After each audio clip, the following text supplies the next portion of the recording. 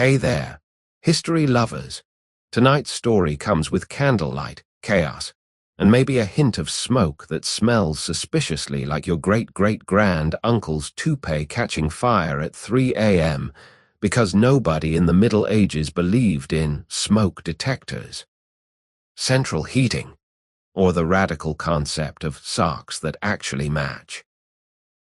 We're about to tiptoe through an era when the term comfort food meant, I found a turnip without visible mold, and when the snooze button was a rooster with laryngitis who might, or might not, remember to yell at whatever hour he darn well pleased. Picture yourself crawling out of a straw mattress so lumpy, it doubles as a 3D topographical map of the Alps. Your pillow is a sack of last year's onions. Your blanket is half the family goat, and your bedroom door is basically a sheet of bread that someone forgot to bake hard enough. You shuffle toward breakfast, excited, perhaps, for a hearty bowl of lukewarm grain paste and a suspiciously grey sausage that tastes like despair sprinkled with pepper if you're rich, or despair sprinkled with more despair if you're everyone else. One bite, and your 21st century taste buds file an official complaint with the UN. Meanwhile, the bathroom situation. Well, let's just say the nearest plumbing is a river 2 streets away, currently occupied by 3 washerwomen, 2 philosophical geese, and 1 enthusiastic knight washing bloodstains out of his chain mail delicates. Toilet paper. Nature provides, courtesy of last week's cabbage leaves, assuming the goat didn't eat them first. So, yes, survival rating, a lonely, shivering, underfed little star clinging to the review page like a peasant to a crust of bread. Most of us would tap out before sunrise, defeated by cold toes, mystery meat, and the haunting realization that coffee won't be invented for another 3 centuries. But hey, that's why we visit from a safe blanket burrito distance. Before you sink deeper into your pillow fortress, do me a tiny favor, like the video, mash that subscribe button. But only if you genuinely enjoy these ridiculous nocturnal field trips, and then drop your city and local time in the comments so I can picture you listening at 2:13 a.m. in Winnipeg while your cat silently judges both of us. Now, let's actually land in that star-rated disaster zone. You materialize, gently, like a snowflake with frequent flyer status, on a Vienna street so early the moon hasn't finished its shift and the roosters are still negotiating overtime. Frost feathers every window pane. The Danube glides past like a slow-moving mirror that's too polite to mention the spinach in your teeth. Not that spinach exists yet. You're stuck with turnip greens, remember. Your breath exits in cartoon speech bubbles of steam, each one spelling out subtle complaints. Why is the floor outside made of ice? Who outsourced hygiene to geese? Where is the nearest latte? Asking for a friend named me. A single church bell tolls, more a polite throat clear than a call to prayer, and the echo rolls along the cobbles, finds your modern boots, and curls around them like a cat that assumes all ankles are furniture. The bell's message is clear. Welcome to 1273. Breakfast will be traumatic. Please fill out your last will and testament in illuminated manuscript before sunrise. You follow the scent of peat smoke and hoarse breath until you reach an inn whose sign, half lion, half eagle, creaks on rusty chains, counting the wind like an insomniac counts sheep. Inside, benches are stacked atop tables like a medieval Jenga set nobody wants to disturb. A cat blinks once, decides you are neither rat nor royalty, and returns to ignoring you with the dedication of a professional snub artist. You kneel at the hearth where embers doze under a blanket of ash. Their faint pulse matches your own heartbeat, slow and curious. On the mantelpiece, a parchment scrap still damp with yesterday's ink. Rudolph of Habsburg, chosen Roman king in Frankfurt. The words smell like wet wool and ambition. You picture Rudolph, grey-eyed, soft-spoken, the sort of guy who could win an empire in a whispered conversation and still have time for brunch, lukewarm grain paste, naturally. The inn seems to shrink around the idea of imperiality, as though the walls themselves are adjusting their posture now that royalty is en route. Outside again, dawn begins as a rumor of pearl along the rooftops. You wander toward the Hofburg, currently just a sturdy castle, not yet the sprawling Baroque selfie backdrop it will become. Guards in woolen cloaks stamp their feet, but don't challenge you. Perhaps they assume anyone daft enough to stroll at this hour is either harmless or a hallucination brought on by expired sauerkraut. In the courtyard, silence pools so deeply your ears pop. A servant emerges hugging a brazier that glows like a captive sunset. She sets it down, offers you a nod so small it could be a hiccup of etiquette, and retreats.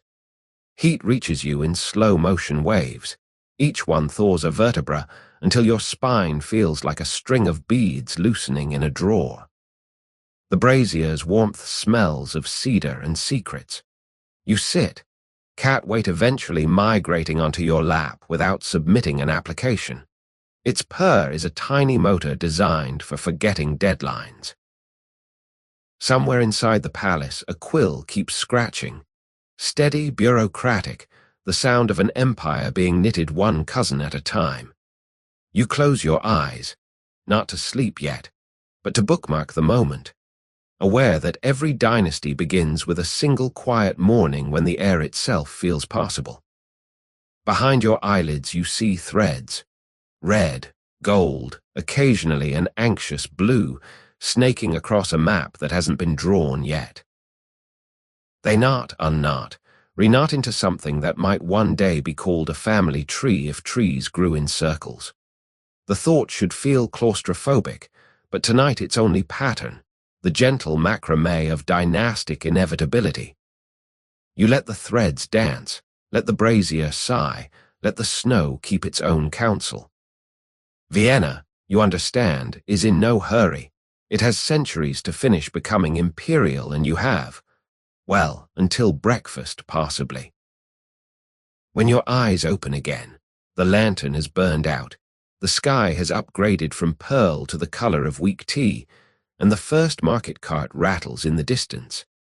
Iron rims on frozen cobbles, a sound like distant thunder apologizing for arriving early.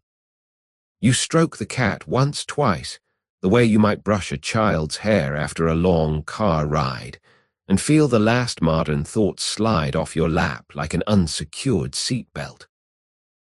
Somewhere in the future, alarms will ring, coffee will gurgle, newsfeeds will scroll. But here, in the hush before Rudolph fully realizes he's emperor, the only notification is the soft thud of another snowflake landing on your sleeve, melting before you can count it. You let it go. Counting is for genealogists, and allow the gentle forward motion of Vienna to carry you, hammock slow, toward the next wedding, the next cousin, the next curious loop in a story that has only just begun to tangle. The brazier's last coal winks goodnight. The cat abandons your lap for a more exclusive radiator somewhere in the palace kitchens, and you find yourself tugged westward by a tugboat of invisible gossip. Whispers that Philip the Handsome has packed his best doublet, his second best conscience, and a suspicious number of monogrammed handkerchiefs for a trip that might end in a wedding ring. You hitch a ride in the velvet-lined pocket of his cloak, a fabric pouch so lush it feels like being swaddled by a blackberry crumble. The cloak smells of rosewater, horse, and the faintest panic. Apparently even heart-throb princes get predate jitters when the date involves inheriting 2 continents. Outside Vienna, the snow thins, replaced by muddy optimism and the occasional vineyard looking like a line of retirees in shawls. You bounce along, privy to the percussion of Philip's stride. 2 confident beats, 1/2 beat of doubt, repeat. Somewhere around the Danube's first lazy bend, he pats the pocket you occupy, reassuring himself the engagement contract is still there. You flutter like an oversized bookmark. The parchment crackles. He freezes, glances around to ensure no spy has heard the tell-tale rustle of diplomacy. Satisfied, he murmurs a prayer that sounds suspiciously like, "Please let her like me. Please let her like me, amen." You file the moment away under relatable royalty. Night 1 on the road, the entourage stops at a monastery whose idea of interior design is 40-foot stone and 0-foot pillows. Philip is offered the abbot's own chamber, which boasts a bed wider than most peasant huts and a blanket woven from something that definitely used to have horns. He hesitates. One does not simply refuse hospitality, even when the mattress sounds like it's chewing itself, then accepts with the weary smile of a man who knows history is watching.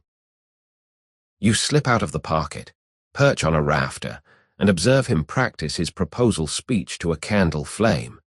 The flame keeps leaning left, clearly a Habsburg supporter. By the time the party reaches the Rhine, the weather has upgraded from dreary to theatrically grim. Philip's page tries to hold an umbrella made of peacock feathers over his prince.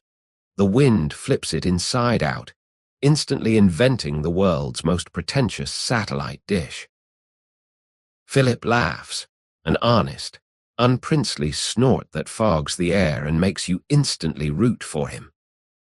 You realize dynastic marriages rarely come with a laughter warranty. Maybe this one will be different, you think, while simultaneously remembering the fine print. All alliances subject to cousin crossover, void where prohibited by papal bull. At the Spanish border, the landscape performs a quick change. Castles switch from grey to sun-baked biscuit. Hills roll like lazy grammarians. Even the sheep look like they've been enrolled in an advanced wool conditioning program. A delegation of Castilian ladies meets the caravan, their veils fluttering like freshly laundered surrender flags. They bear gifts, a lute small enough to fit in a bread box, a jar of honey so dark it could moonlight as tar, and a single orange that smells so intensely of summer your nose writes poetry. Philip accepts the orange, turns it over twice, and suddenly you see the calculation behind his handsome eyes. This is not just fruit. It is edible sunshine, a promise that winter will end, a bribe his pale Flemish complexion desperately wants to believe. That night in Burgos, you lodge inside a palace wall, literally. The stone is going through a phase of selective hospitality and has left a pocket-sized cavity at shoulder height. From your new studio apartment, you watch Philip hand over the orange to a servant with instructions to peel it so carefully the spiral never breaks. The servant succeeds. The peel coils into a perfect S. For Spain, for seduction. For someone please tell the prince this is not actually a love language. Philip tucks the peel into the same pocket you once occupied. You now share real estate with royal citrus. Property values skyrocket. The following evening he finally meets Juana. She is 16, eyes like midnight that has stayed up past bedtime, lips pursed in what might be piety or barely suppressed giggling. Protocol demands they exchange gifts before words. Philip produces the unbroken peel, now candied, because Flemish confectioners work fast when dynasties are on the line. Juana blinks, charmed or confused. It's hard to tell through several pounds of velvet. She offers him a tiny gold brooch shaped like a pomegranate, seeds represented by garnets so small you need faith to see them. The metaphor is not subtle. One fruit, many seeds, potential heirs everywhere. You can practically hear the court genealogists purr. They speak. You lean in, risking citrus-induced tinnitus. Juana's Castilian is rapid, lilting. Philip's is careful, like someone walking across a floor made of language. He compliments her eyes. Smooth move. She counters by asking whether Flanders is always foggy or just whenever he visits. The joke is mild, but it lands. Philip laughs again, that same unprincely snort. A collective exhale ripples through the hall. Good, they find each other amusing. Maybe this won't be a total disaster. You feel the threads of tomorrow's family tree tighten, braiding affection and real estate into one shimmering rope. Later, alone, Philip practices the pomegranate brooch clasp on his own sleeve, fumbling like any teenager who has never pinned jewelry to fabric that wasn't his own heart. He mutters her name, Juana, Juana, as if tasting the syllables for compatibility with Flemish tongues. The candle flame leans right this time, undecided, democratic. You slip back into the citrus-scented pocket, already aware that this sweet-smelling journey is about to knot itself into centuries of cousins, crowns, and questionable genetics. But for now, inside the quiet of a Spanish palace night, it is only boy meets girl, boy likes girl. Boy accidentally staples his own cuff to the proposal letter. Nothing a little historical momentum can't smooth over by morning. Outside, the wind rattles the orange peel like a tiny parchment scroll, and you drift toward sleep knowing tomorrow's betrothal will be both a love story and a merger, sealed with fruit, garnets, and the faint, lingering scent of panic. The pomegranate brooch has barely cooled against Juana's bodice when you feel yourself tugged sideways.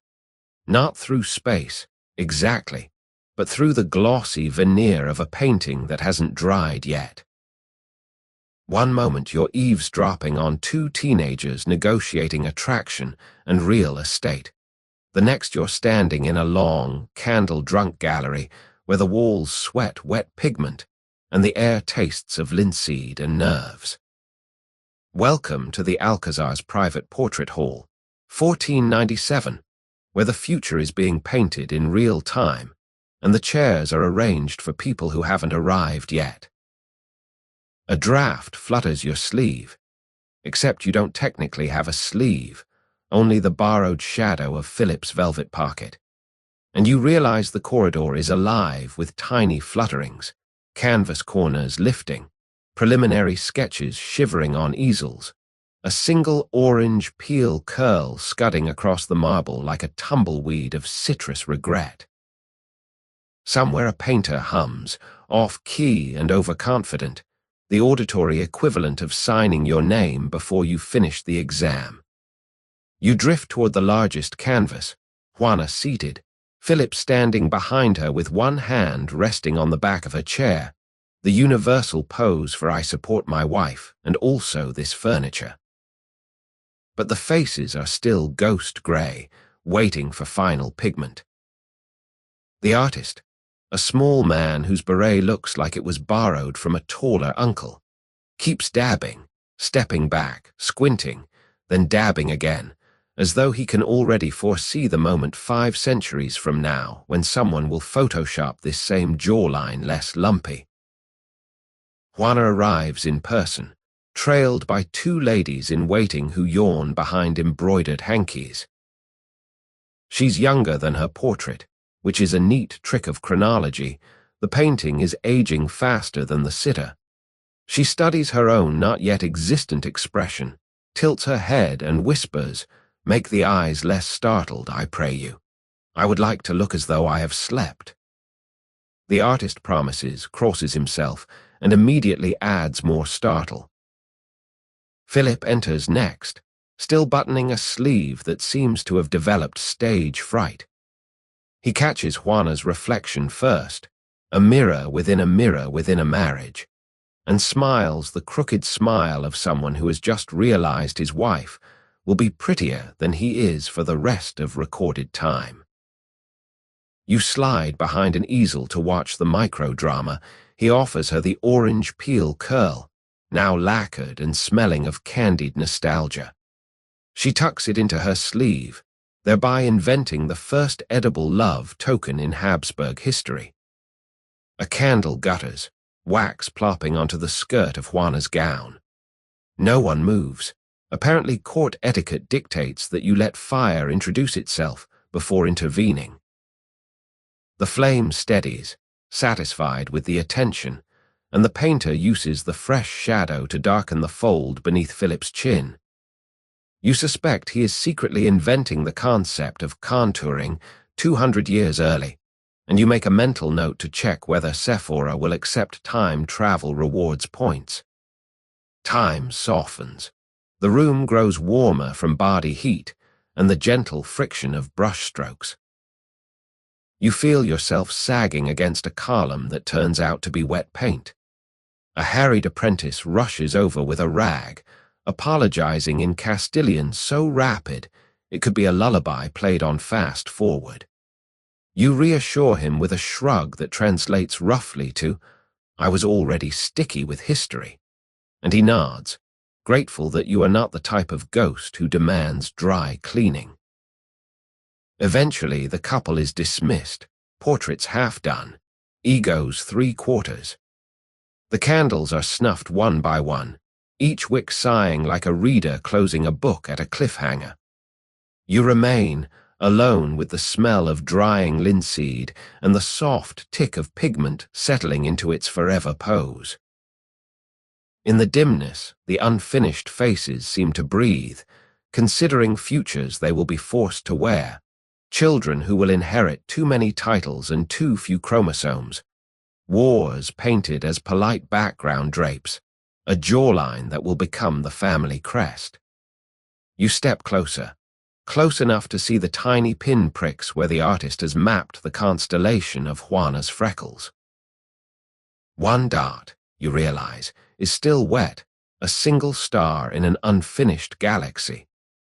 You touch it gently, and the paint cool kisses your fingertip, transferring a microscopic flake of 1497 onto your imaginary skin.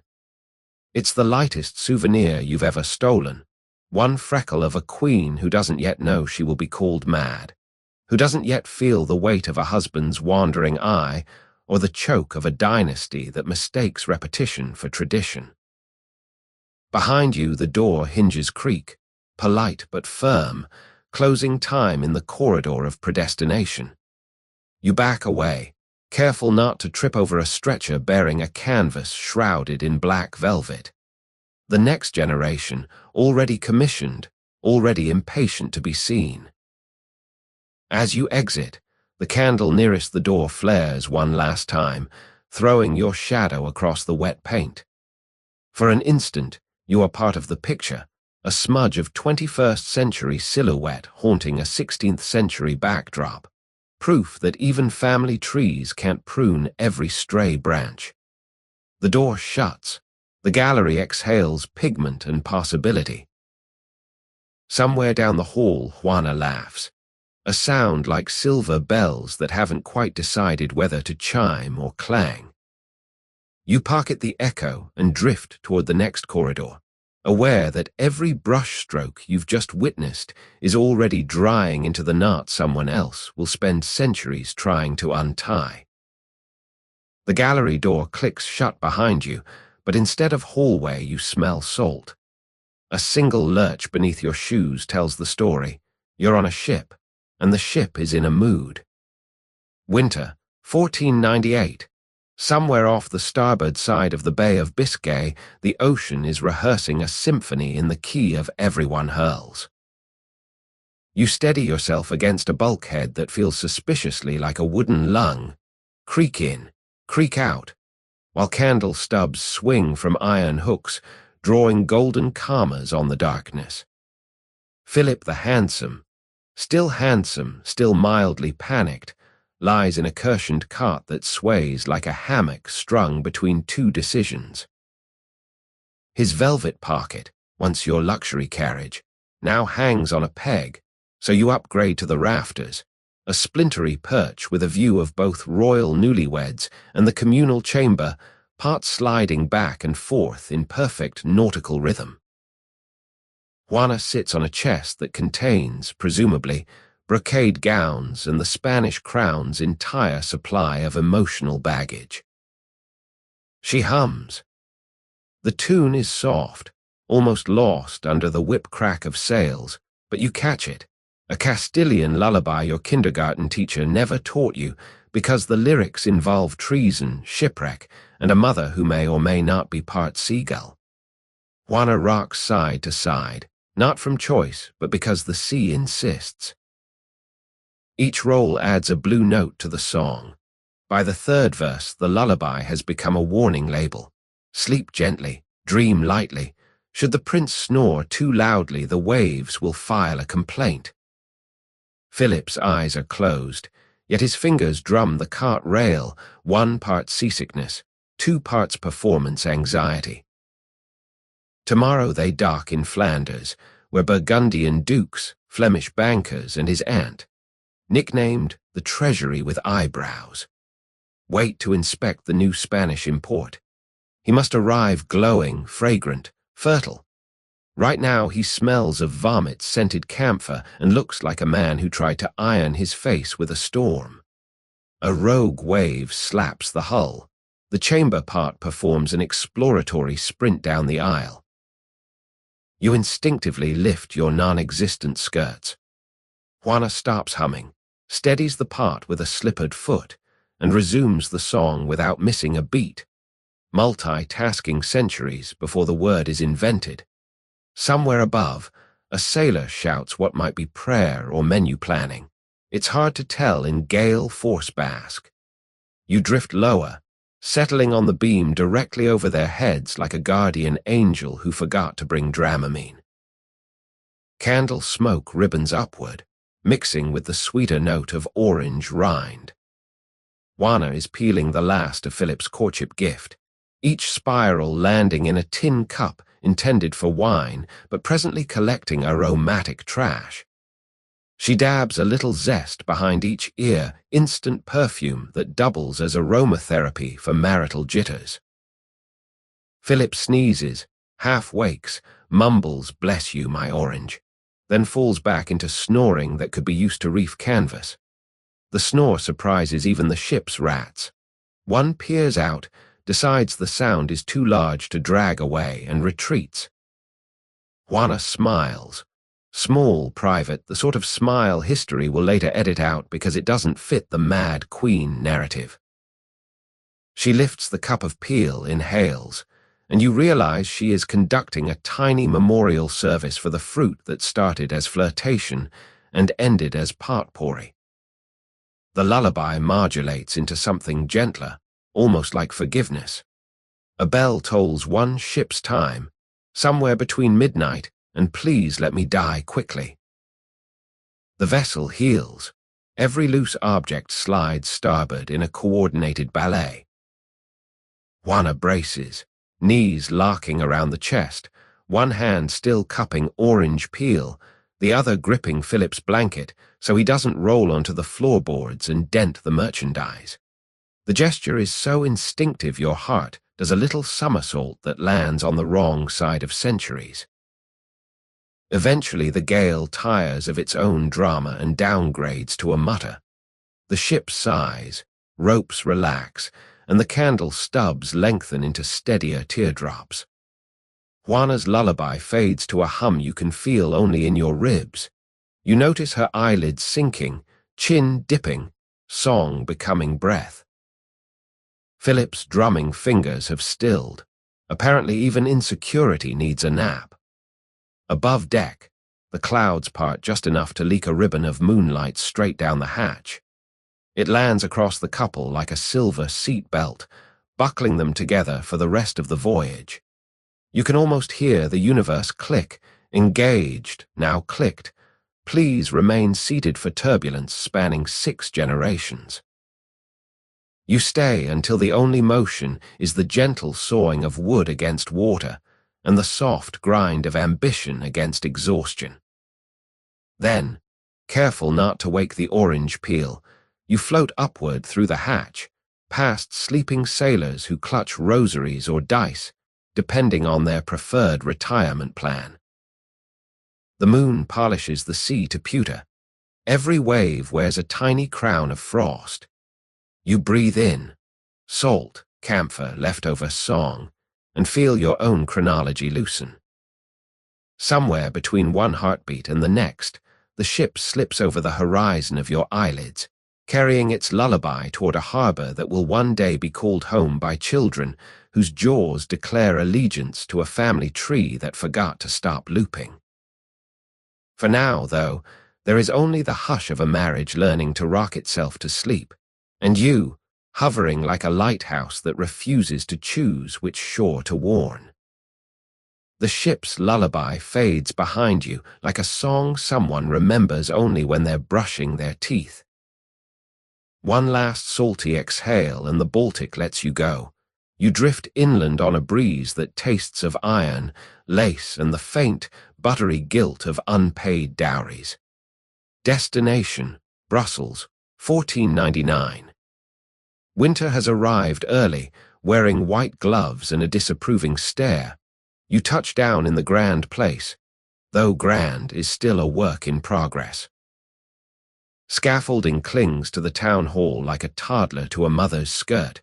Stonemasons shout measurements that echo off half-carved gargoyles, each syllable turning to frost mid-air and shattering on the cobbles.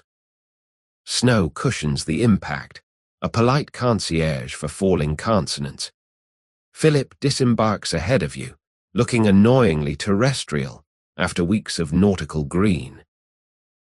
Behind him, servants wrestle trunks the size of small bungalows. One bursts open, scattering Spanish oranges across the square, suns rolling helplessly through slush. A Flemish boy catches one, bites in, and immediately regrets his life choices. These oranges are decorative, basically solid perfume. You pocket a segment anyway, souvenir of summer held hostage by winter. Inside the palace courtyard, the atmosphere shifts from civic construction to marital reception. Trestle tables form a snaking H for Habsburg, or possibly for help yourself to herring. Banners hang limp in the cold, their eagles sulking like grounded teenagers. You weave between courtiers whose cloaks are lined with enough fur to staff a small zoo. Everyone speaks at least 3 languages simultaneously. The result is a linguistic stew that tastes mostly of conditional verbs and butter. Snow begins in earnest. Lazy flakes the size of communion wafers. They land on velvet, melt, and leave dark kisses that will dry into permanent shadows. Philip spots his aunt, Margaret of Austria, a.k.a. the Treasury with eyebrows. She opens her arms wide enough to imply either affection or audit. They embrace. You hear the clink of ledgers colliding. Margaret whispers, "The Low Countries are yours to govern, nephew. Try not to lose them before the snow stops." Philip laughs the nervous laugh of a man handed a continent-shaped Rubik's Cube. You drift closer, curious how one pockets an entire region. Answer, paperwork. A scribe appears as if conjured, cradling a scroll so long its end is still in another province. Philip signs with a flourish that scatters snow from the brim of his hat. The ink freezes mid-sentence, preserving his name in black ice. Juana watches from a doorway, flanked by Spanish ladies who hiss about the cold like a chorus of disgruntled radiators. She clutches the orange peel cup from the ship, now a relic of courtship. Snowflakes dive into it and dissolve, miniature polar explorers meeting tropical doom. You sense her shiver isn't entirely meteorological. This is foreign turf. These are Philip's people, and every flake feels like a tiny eviction notice from the life she knew. The formalities conclude with wine served in silver bowls hot enough to brand fingerprints. Steam rises, ghosting the faces of delegates who already wonder how many cousins they'll need to marry to keep this particular piece. A musician strikes up a saltarello. Lute strings contract in the cold, producing notes sharp enough to slice cheese. Couples dance, their breath forming a collective cloud that hovers like a thought balloon above the courtyard. Please let the alliance stick. You wander to the perimeter where fresh snow has erased all footprints except one set leading to a small side gate. Curiosity wins, you follow. Outside, the city noise muffles under white batting. Here the footprints belong to a child, small, bootless, heading toward the frozen canal. You catch up, ghost perks, no slip and fall lawsuits, and find the boy trying to save a miniature Habsburg banner that has blown into the ice. It's the size of a bookmark, gold and black, double-headed eagle looking twice as miserable about cold talons. The boy reaches, too short. You intervene. Breathe gently, the banner skates an inch closer. He grabs it, eyes widening as if the wind itself has taken pity. He pockets the flag, dashes back toward the warm windows, already weaving a story no adult will believe. You stay by the canal, listening to the ice creak like an old courtier's knees. Somewhere beneath, water still moves, slow and sure, carrying secrets the way arteries carry whispers. Back in the palace yard the party thins. Philip and Juana retreat under a shared cloak, 2 heads, 1 hood, a living heart emoji. Snow continues its silent audit, logging every debt the dynasty will accrue: wars, weddings, mandibles, madness. You brush the orange segment against your cheek. Pointless, you have no cheek, but the scent helps. And imagine Summer negotiating a hostage swap for this moment. Eventually the courtyard empties, musicians pack up, and guards bar the gates. Snow keeps falling, erasing names, footsteps, even the memory of summer fruit. You linger until the square is a blank page again. Then you step onto it, leave no mark, and let the white cover story continue. Somewhere tomorrow a treaty will be drafted, a cousin will be kissed, a jawline will be copied and pasted. But tonight Brussels is simply a quiet field of possibility, and you, weightless, sleeveless, clueless, float above it, a snowflake that forgot to fall. The snowstorm of Brussels dissolves mid-stride, flakes reversing like shy pigeons, and you're tugged southward by the scent of cedar, saffron, and secrets that have been steeped too long. Destination, Segovia, 1500. Winter pretending it's spring, Juana pretending she's not homesick, and a diary pretending it's locked even though the key is clearly under the ink pot. You arrive at night because Alcazars prefer moonlight the way cats prefer inconvenient laps. The fortress perches on a rocky ridge like a crown that's lost its head, walls glowing ochre under a moon the color of stale champagne. Inside, tapestries billow from every archway, woven weather that never matches the forecast. A guard yawns, fails to notice you slip through the keyhole. Ghost perks include automatic skinny dipping through metal. Juana's apartments smell of orange rind and candle smoke, basically the signature perfume of dynastic anxiety. She sits at a writing desk no wider than a pizza box, future reference. Pizza also not invented, quill poised mid-air like a diver afraid of water. The diary lies open. The lock dangles uselessly, a medieval equivalent of leaving your password on a sticky note that says not a password. You lean over her shoulder, polite as fog. Her script is tight, slanting left as if fleeing the right margin. Entry: they tell me I am queen of everything the sea touches, yet the sea touches nothing in Flanders when the fog forgets to lift. Philip laughs at my accent, I laugh at his Latin. Neither of us understands the joke. Mother writes, produce an heir, preferably male, preferably plural. Father writes, obey your mother. I write this. Then write nothing, because obedience tastes like ink and I am already full. She pauses, bites the quill, adds a blot that looks remarkably like a crown viewed from above. You fight the urge to tell her that blot will metastasize into centuries of gossip. Instead, you inhale the page. Paper smells of rag, ambition, and the faintest whiff of saffron she uses to dry the ink. Saffron, the medieval highlighter that says important, also expensive, also slightly yellow. A lady in waiting enters, coughs the special court cough that means, may I interrupt your existential crisis?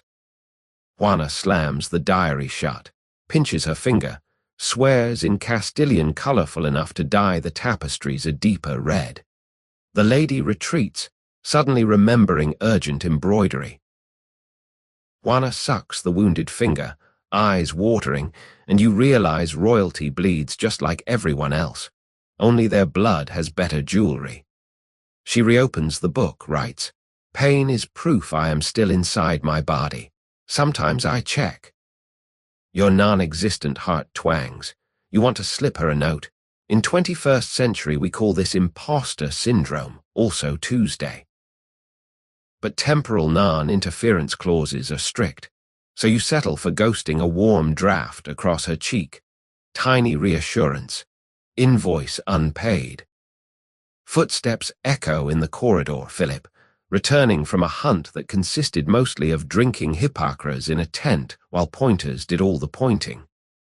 He smells of wet dog, wetter diplomacy, and the metallic tang of snow that never quite became pride. Juana shoves the diary beneath a stack of hymnals, because nothing says definitely don't raid this like religious sheet music. Philip enters, cheeks flushed, ego rosier. Wife, he announces, I shot a boar. Juana tilts her head, calculating whether the sentence requires enthusiasm or sympathy. She opts for, was the boar armed? The joke flies over his head, circles, lands on a tapestry where it dies quietly. Philip laughs anyway, diplomatic reflex, then spots the saffron stain on her finger. You've been writing, he asks, voice light, curiosity sharpened to a stiletto. She shrugs, letters to God, he never writes back. Philip looks relieved. Atheism is easier than jealousy. He peels off his doublet, hands it to you by accident. His eyes pass through you like you're made of polite fog.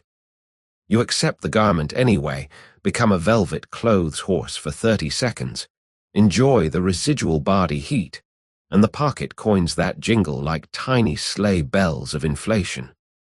They climb into bed, separate mattresses, because nothing says romance like parallel loneliness. Curtains draw, the room dims to a coin slot of candle. You retreat to the writing desk. The diary peeks from under hymnals, pleading. You lift a page gently, careful not to crease centuries.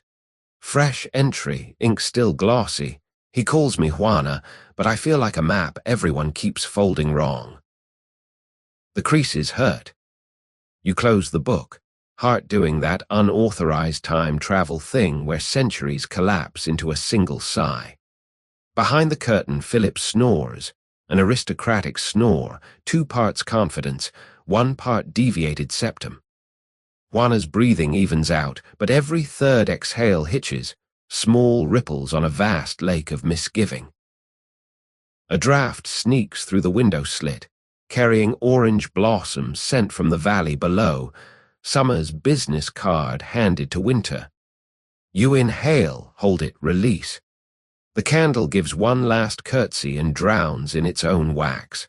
Darkness settles, thick as bureaucracy. You stay until the only sounds are snowflakes tapping stone like shy petitioners, and the faint scratch of a mouse trying to rewrite history one breadcrumb at a time. Eventually, you back away, leaving diary, queen, and dynasty to their parallel folds. At the doorway, you pause, blow a wish toward the bed. May the creases hurt less tomorrow. The wish travels like a paper airplane, lands on a coverlet, and immediately melts, because even goodwill is subject to climate. You slip through the keyhole, past the yawning guard, into Segovia's moon-rinsed night. Somewhere inside, ink dries, hearts bruise, and a single saffron thread clings to your intangible cuff. Proof you were here, proof she was, proof that secrets, like spices, travel best when ground fine. Segovia's saffron scent is still clinging to your intangible cuff when the world tilts, candle snuffed, and gravity remembers it's supposed to be melancholy. You're yanked northwestward on a draft that smells of wet stone and extinguished rosemary. Funeral weather, the kind that makes even the rain dress in black. Destination, Burgos, 1506. The year has jumped like a bored reader skipping chapters. Juana is now 27, mother of 2, and about to become a widow before she can pronounce the word without choking. You arrive inside the Cathedral of Santa Maria la Mea at the precise moment the doors slam shut on public grief. The echo behaves like a startled crow, flapping up the nave, ricocheting off vaulted ribs, then settling back into the hush that only velvet and mortality can sow. Candles line the aisle, hundreds of tiny sons who have agreed to die quietly for the cause. Their pooled wax forms miniature Alps already. You tiptoe between them, careful not to leave thermal footprints. At the center, Philip. Lead coffin, effigy in full armor, face serene, chin heroic, paint job better than he ever looked in life, death's own Photoshop. The gauntlets clasp a sword that will never again clang against anything more argumentative than silence. You drift closer and notice the sculptor has given him dimples, even though dimples were never in the original inventory. Juana stands opposite, separated by a width of stone and the entire diameter of disbelief. She is veiled in black so dense it seems to absorb sound. When she breathes, the fabric flutters like a bat trying to read a map. Her hands rest on the coffin's rim, gloved in kidskin so thin you can see the tremble of pulse beneath. She does not cry. Instead, she leans in, lips brushing the metal effigy, not a kiss, more a temperature test. You half expect her to mutter, "Still cold." Good, that settles it. Around her, the court forms a respectful semicircle of whispers and winter breath. Margaret of Austria, Philip's aunt, banker of eyebrows, dabs at dry eyes with a lace that comes away perfectly dry.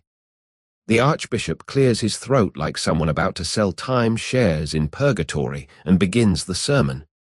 Man is grass, prince is grass, even grass is grass. You stop listening because Juana has started humming, the same lullaby from the ship, only now it's stripped to a single note, a tone you could use to tune grief itself. Time softens. The congregation sits, stands, kneels on command, performing choreographed piety. Juana remains vertical, welded to the coffin by invisible rivets of denial. A page, barely old enough to trust himself with candles, approaches with a cushion bearing Philip's heraldic ring. The cushion is velvet, the ring is massive, the page is shaking. Juana takes the ring, tries it on her thumb, finds it fits like a promise she never agreed to keep. She slips it back onto the cushion, pats it twice, the way you pacify a dog that's delivered the newspaper you didn't order. Behind you 2 nobles whisper sharp. She touched cold metal and did not flinch. Either she's a saint or the steel recognized its own. The other replies. Rumor says she kissed him for a full minute. Measuring for ghosts, perhaps. Their voices skate off into the rafters where they join generations of gossip already nesting. The sermon concludes. Incense rolls in, thick as bureaucratic fog. You half expect the coffin to cough. Instead, Juana does. One small, involuntary bark, and every head swivels as though she's belched prophecy. She straightens, lifts her veil just enough to expose the mouth history will later call melancholic, and speaks for the first time all day. He was warm once. Then she drops the veil, turns and walks out, not hurried, not slow, pace calibrated to the exact speed of people remembering they're alive. The court stands frozen, unsure whether protocol permits breathing. After a beat they follow, a black parade snaking toward the doors. You stay with the coffin. Silence inflates, pushing against the stone until even the statues look uncomfortable. You lean over the effigy's face, close enough to see brush strokes in the lead. "Sorry, mate," you whisper. The jawline was already legendary. The dimples are overkill. The candle nearest your non-existent lips flares as though offended on behalf of sculpture. Outside, bells begin, the slow, obese toll that announces both funeral and curfew. Each clang shivers the cathedral windows. Frost on the panes fractures into fern patterns that look suspiciously like family trees, branches doubling back on themselves. You trace one with a ghost finger, feel the cold travel through centuries, and settle in your real bedroom somewhere in the future. Juana reappears in the vestibule, smaller now, as though grief has steamed her slightly. She accepts a goblet of hot hippocras from a steward, wraps both hands around it, but does not drink. Steam fogs her veil, creating a private weather system. Margaret approaches, offers an arm, is declined with the politeness of a cathedral door closing. Juana stands alone, breathing her personal cloud while snow begins to fall outside. Soft, almost apologetic, as if winter itself is sorry for the timing. A carriage waits, horses draped in black netting that makes their ears look like guilty punctuation. Juana steps up, pauses, glances back toward the nave. For a moment you think she sees you, see through, time lost, eavesdropping on sorrow that hasn't finished happening. But she's staring past, into the candle dark where her husband's effigy lies polishing its own legend. She lifts 2 fingers to her lips, transfers the kiss to the air, and releases it like a bird she knows will never return. The carriage rolls away, iron wheels grinding snow into slush that looks uncomfortably like wet parchment. You remain on the steps until the last bell note dissolves, and even the echoes have accepted the verdict. Somewhere inside, the coffin lid is screwed down, sealing Philip, dimples and all, inside a future that will keep reinventing him. Hero, villain, victim, depending on who's holding the quill. Snow keeps falling, filling the ruts of the carriage wheels, erasing the route back to whatever normal used to look like. You look up. Each flake is a tiny blank page, drifting, waiting for someone, perhaps you, to write the next improbable chapter.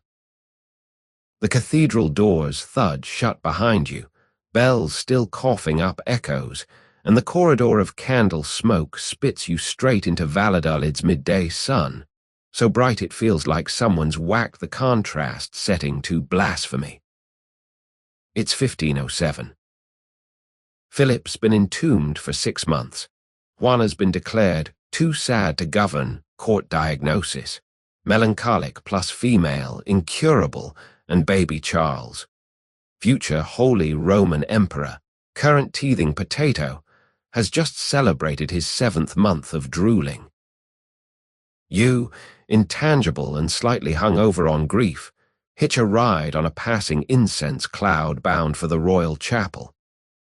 Inside, the air is 50% Latin, 30% velvet, 20% something sweet you can't name yet.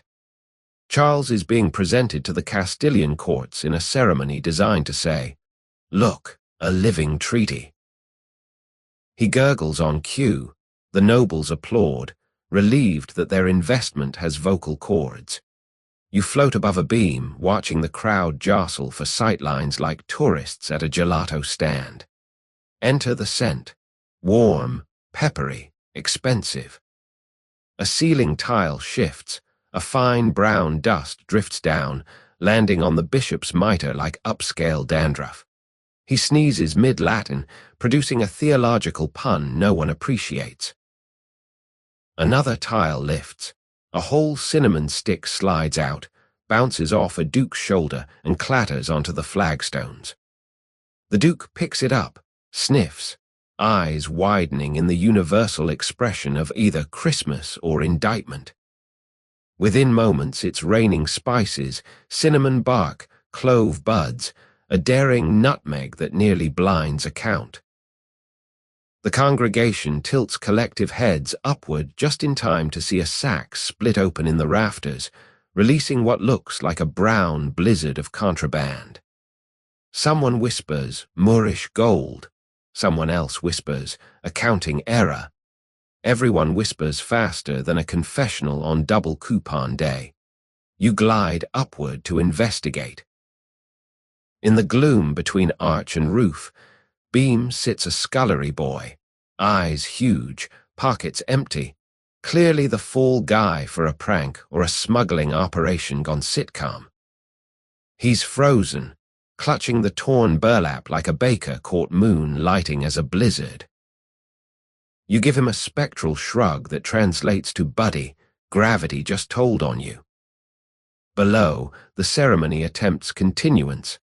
Latin plows onward, but every other word is punctuated by a sniff, a sneeze, or the soft thud of another spice deposit. Baby Charles loves it. He squeals, flailing chubby fists, grabbing a cinnamon shard, gums it immediately. History's first emperor-shaped biscuit. The bishop decides divine providence has seasoning preferences and proclaims the spice shower a fragrant blessing upon the realm. The congregation relaxes. Nothing calms aristocrats faster than rebranding scandal as sacrament. They begin pocketing cinnamon like party favors. One enterprising marquess scrapes together a full ounce, tucks it into his codpiece, investment diversification, medieval style. Juana enters, veiled, black-clad, moving like someone who's read the script and still hopes for rewrites. She bends, retrieves a curl of bark, studies it the way you study a parking ticket. Cinnamon was one of Philip's favorite flavorings. The scent launches her face into a short, unauthorized tremor. You drift beside her, offer the invisible equivalent of a hand squeeze.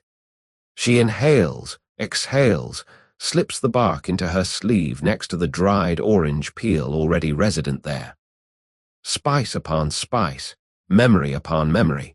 She's building a pantry of grief. Charles, now cinnamon-scented, is handed back to her.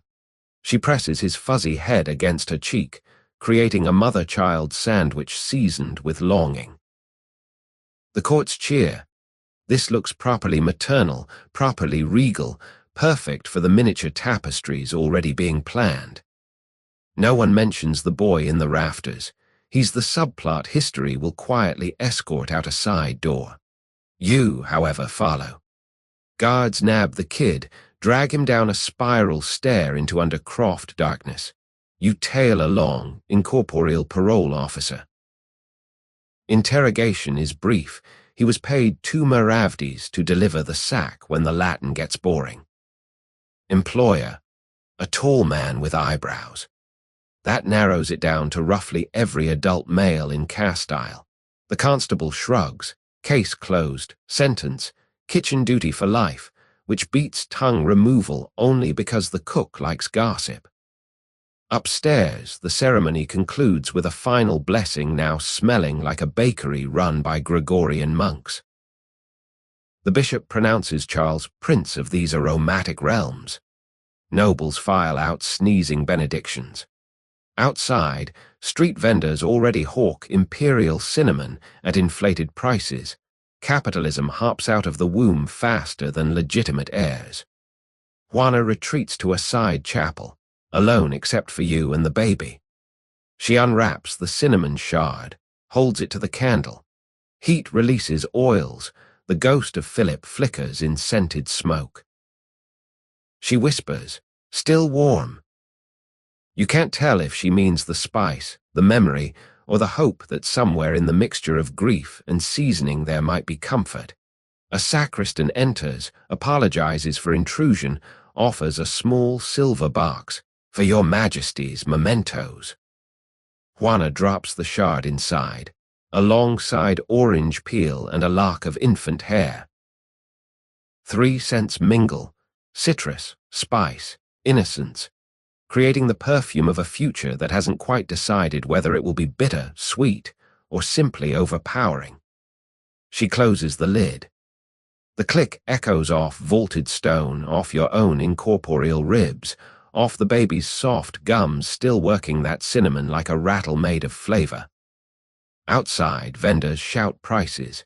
Inside, history files another receipt, one scandal, lightly sweetened, ready for centuries of aftertaste. You drift upward, pass through the rafters where torn burlap flutters like a flag surrendering to economics. The sacks remaining threads smell of distant islands, tall ships, and the slow knowledge that every empire begins by seasoning someone else's dinner before it remembers to ask the bill. The chapel's cinnamon-scented candle smoke curls around you like a shy cat, then dumps you unceremoniously into 1531. Smack in the middle of a wardrobe so dark it feels as though night itself has been folded and stacked with the winter woolens. Welcome to Aunt Catherine's secret closet, tucked inside the Habsburg like an afterthought that knows too much. Catherine of Austria, Philip's sister, Charles Wieteke's aunt, and the human equivalent of a Swiss bank account dressed in mourning, has summoned you here simply by existing ominously. You hear her before you see her, the rustle of silk, the soft click of a key turning in a lock that pretends it's decorative. A sliver of lamplight slips through the crack. You slide along it like a bookmark sneaking into an unwritten chapter. The closet is deeper than physics promised. TARDIS meets textile. Cloaks from 3 continents hang in alphabetical order of dynasty. You brush against sable that still remembers Lithuanian snow, a brocade that partied with the Borgias and lived to brag, and a mourning veil so black it appears to absorb sound. When you pass behind it, your own thoughts go momentarily mute. Catherine steps inside, closes the door, and suddenly the darkness is so complete you feel it press against your eyelids even though you don't currently own eyelids. A tiny flame blooms. She's armed herself with a beeswax candle no longer than a finger. In its halo you see her face, 40-ish, eyes like ledgers that balance daily but never smile, mouth drawn tight enough to snap a quill. She kneels, sets the candle on a low stool and lifts a floorboard with the practiced ease of someone who's hidden more than feelings. Beneath, a cedar box, brass corners, lock that size when opened. Inside letters, stacks, smells of sealing wax, distant rain, and the particular dust that accumulates when love overstays its welcome. She selects one, holds it to the flame just long enough to read, not long enough to burn. Apparently even secrets need reheating. You peek.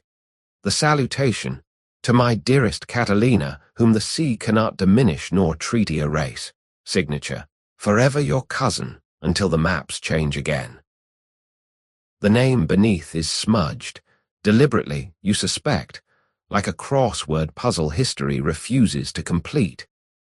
Catherine exhales through her nose, a sound equal parts amusement and audit. She replaces that letter, lifts another. Different cousin, different map, same cartographic flirting. You realize she's keeping a portfolio of romantic prospectuses, each bond tied to a potential border adjustment.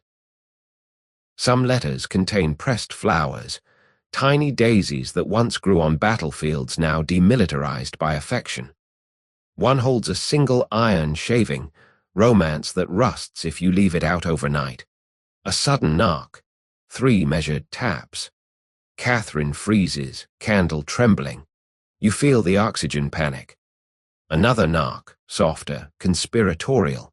She closes the box, lowers the floorboard, smooths her skirts with the speed of a woman who can fold time if necessary.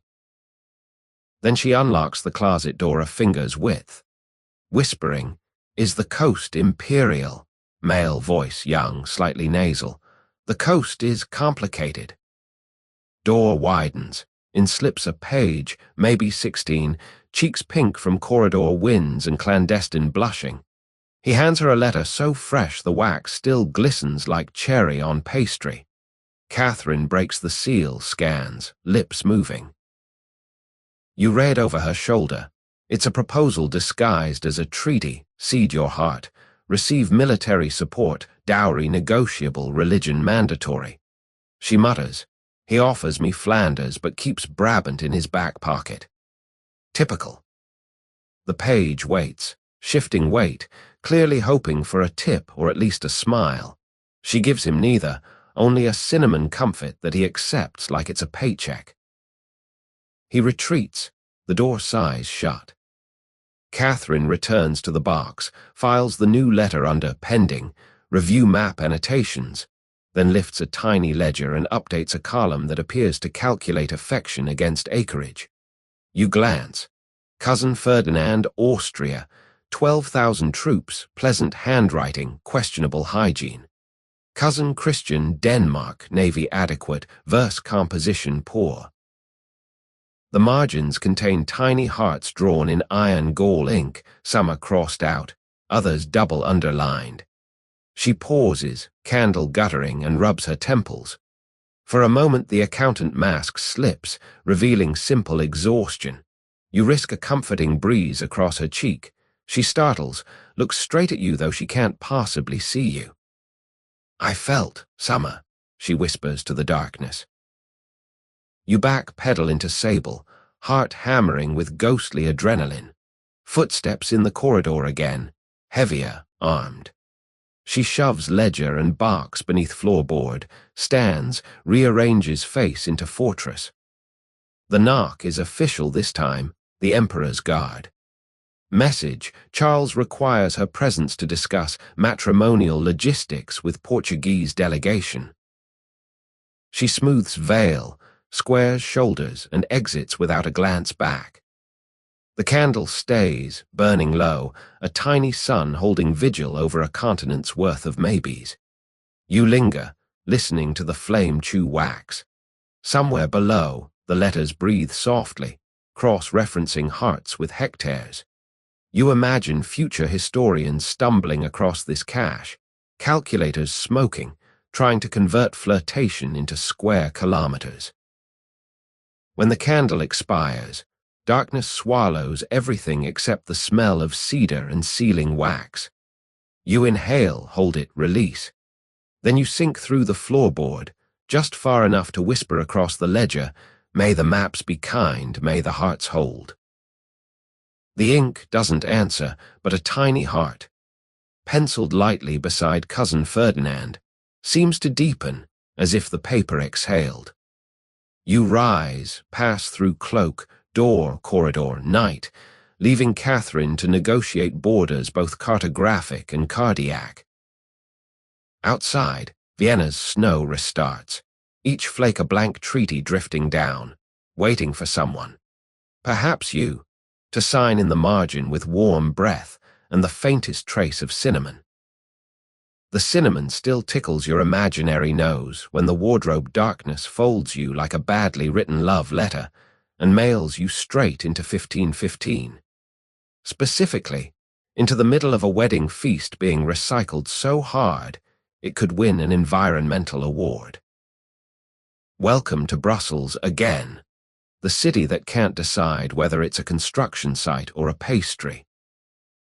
The occasion, Mary of Hungary, Philip and Juana's daughter, Charles Wittek's little sister, is about to marry the King of Hungary, who also happens to be the King of Bohemia, which means he's basically the king of vowels. The twist: this is the second course-by-course rerun of her brother's wedding menu from 2 years earlier. Same swans, colder sauce, sibling discount applied at checkout. You land behind a dessert buffet that towers like a sugar Alps. Subtle signs of thrift abound. The Marzipolitan sculptures bear tiny scars where previous royal initials have been scraped off and re-iced. A peacock, once proudly wearing Charles's colours, now sports hastily repainted feathers that read Mary plus Louis in frosting so fresh it still drips like guilty candle wax. You poke a non-corporeal finger into a candied pear. It remembers being applauded for someone else. Mary enters, 16, freckled smile set to public relations. Her gown is new budget item, virgin fabric. But the train is clearly harvested from an older bolt. You recognize the Habsburg pomegranate motif sneaking between seems like a plant smuggling nostalgia. She walks arm in arm with her brother Charles, who at 15 already carries the world-weary posture of someone juggling 3 empires and adolescent acne. He whispers, "If the soup arrives lukewarm, it's not a metaphor, it's last Tuesday." Mary snorts, quickly converts it into a demure cough worthy of future queenship. They reach the dais where the groom waits, King Louis Roman II, age 16, jaw still under warranty, eyes the colour of unfinished homework. He sports a doublet so heavily jewelled you could probably see him from the moon, assuming the moon had decent taste. He and Mary exchange the brief hello, co-star nod rehearsed earlier by diplomats. You drift closer, eavesdrop on the whispered pre-vow checklist, Louis. You like dogs.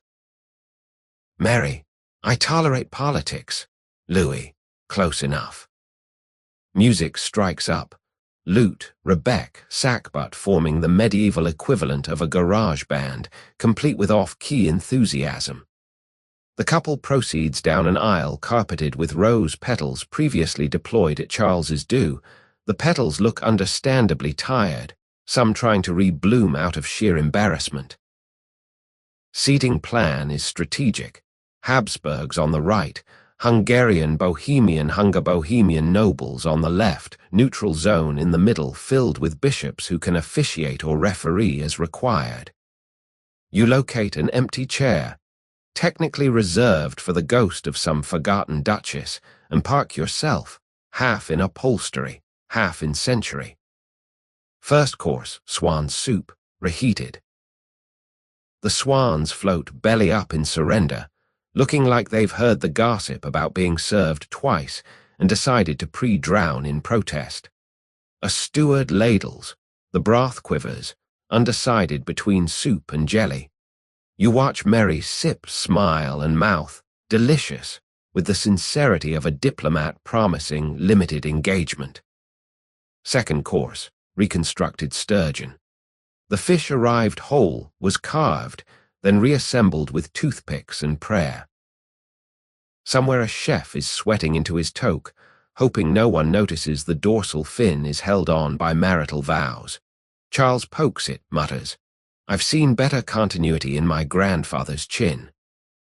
Between courses, the toasts begin. Uncle Margaret of Austria, eyebrows freshly laundered, stands, raises a goblet, and declares, "May their union be fruitful, their borders flexible, and their accountants bilingual." The hall applauds politely.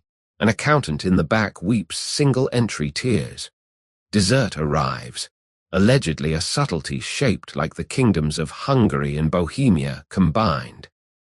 Unfortunately, the heat of the hall has melted the royal icing into an amorphous blob, now referred to by wags as Central Europe after a hard campaign. Louis stares at it, whispers to Mary, "I think my kingdom is collapsing." She replies, "Eat quickly, diplomacy loves a clean plate." You wander to the kitchen passage where the true drama simmers. Scullions hustle, swapping stories. "Did you know the swans were frozen for 2 years? I heard the rose petals were ironed this morning." A part boy tries to scrape C off a saucer boat to turn it into M for Mary. He overshoots and accidentally spells W. Everyone agrees this stands for whatever, serve it.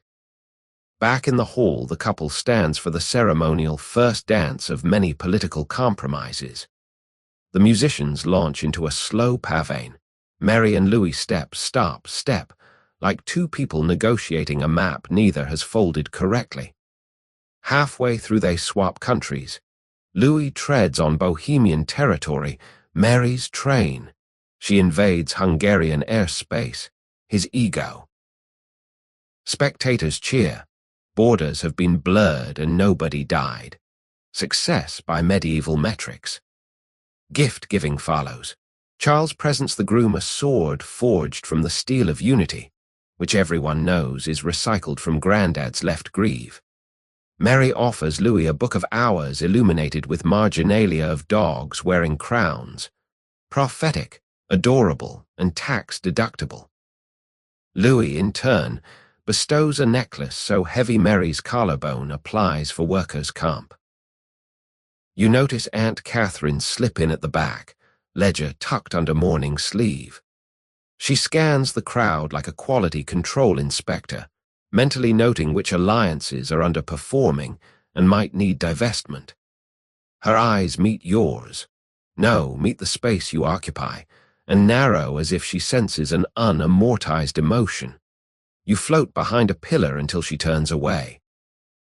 Finally, the banquet dwindles into sugared almonds and yawns. Stewards appear with doggy bags made of linen, leftovers for the poor or for the royal hounds, depending on how charitable the treasurer feels after wine. A server offers you one. You accept a candied almond, let it pass straight through and clink on the floor like a tiny confession. Mary and Louis rise for the bedding procession. Custom demands the court watch them undress to the waist, proof that neither is smuggling a different dynasty under their shift. You opt out, retreat instead to the snowy courtyard where servants are already dismantling tables with the efficiency of people who have done this exact gig before, just with different names iced on top. Snow falls again, fresh flakes landing on leftover rose petals, creating a temporary dessert nature never trademarked. You inhale, cold sugar, tired flowers, reheated ambition, and exhale a cloud that forms the shape of a perfect recycling symbol. Somewhere inside, marriage number 2 in this generation is being consummated on sheets that still bear the monogram of marriage number 1. The dynasty, ever thrifty, has mastered the art of sibling discounts. Same feast, new initials, histories buy one, get one free. You drift upward, past attic windows fogged with breath and secrets, past roof lines where a lone scullion scrapes L&M into soot, already practicing tomorrow's marketing.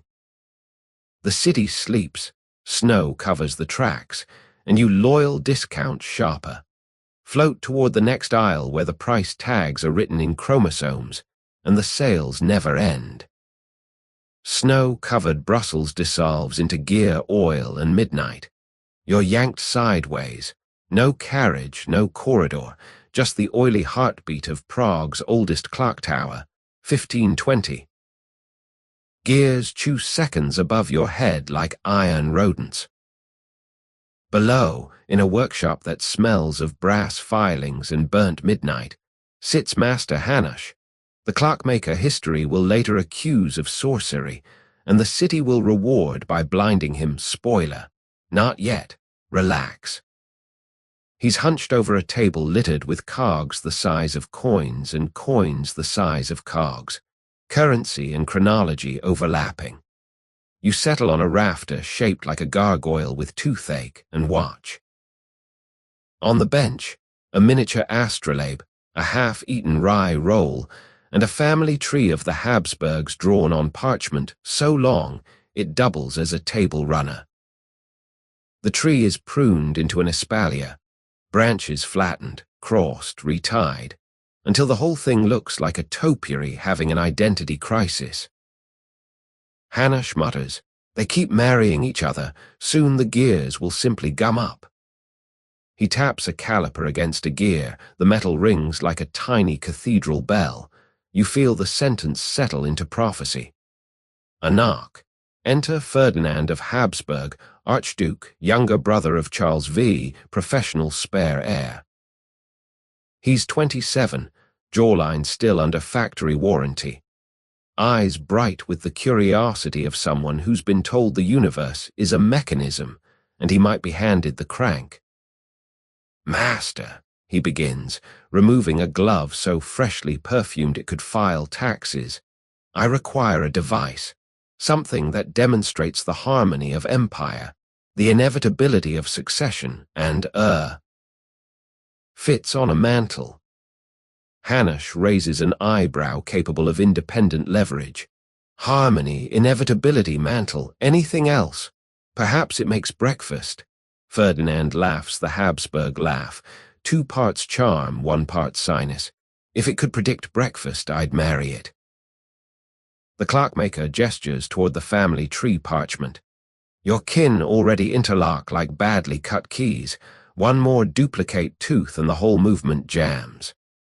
He spins a small wheel, teeth grind, sees stop. The silence is instructional. Ferdinand peers closer. Surely a little filing. Won't help, Hanush finishes. Steel forgives, blood doesn't.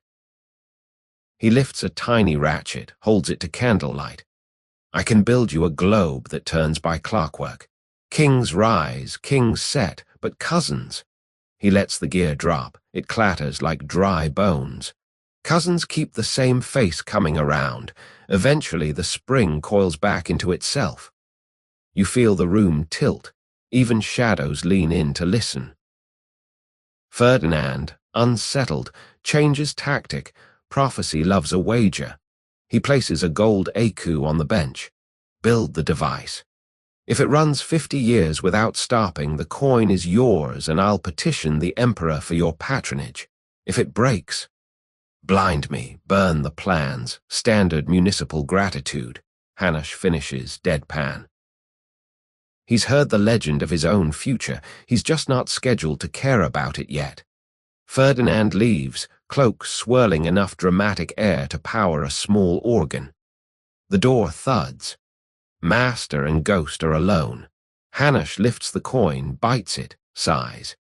50 years of cousins, he tells the empty room, and you, honorary apprentice. Let's give them something to watch while they inbreed. He begins, tiny hammers, pins, springs no thicker than a hair. You drift closer, fascinated. Each component is etched with a symbol. Eagle, lion, pomegranate, cross, like ingredients in a recipe nobody should digest. He assembles a miniature celestial sphere. Planets revolve on copper arms, Earth at center, Habsburg double-headed eagle stamped where Austria should be. Around the equator, he engraves a motto so small it's almost a secret, sic transit orbis, sic manit sanguis. Thus the world turns, thus the blood stays. You shiver, the candle shivers with you. Night deepens, oil lamps bow out 1 by 1. Hanush works by moonlight reflected in brass. Occasionally he tests a gear, spin, click, spin, the heartbeat of an artificial universe. Somewhere above, the tower clock clangs 3. Gears the size of cartwheels acknowledge their embryonic cousin below. He pauses, rolls his shoulders, glances sideways, straight at you or maybe through you. You there, draft, he mutters. If you're a spirit, steady that lamp. You freeze, spectral social anxiety. But the lamp obeys, flame steadies. He nods, returns to filing. Either he's accepted invisible interns or Prague's air is just naturally helpful. Dawn leaks rosy fingers under the door. The device stands complete, a globe the size of a melon, mounted on an ebony base. Turn the key, 3 deliberate clicks, and the world begins, planets chase, moons nod, eclipses wink every 12 years real time. A tiny gong marks royal births. A second gong marks royal marriages. When both sound simultaneously, a miniature pope shakes his head. Hanush wins it now. Gears engage, springs tighten. You feel time being borrowed from the future, amortized over centuries. The little Habsburg eagle orbits Earth again and again, each pass a cousinly wedding, each wedding a tooth added to the cosmic gear.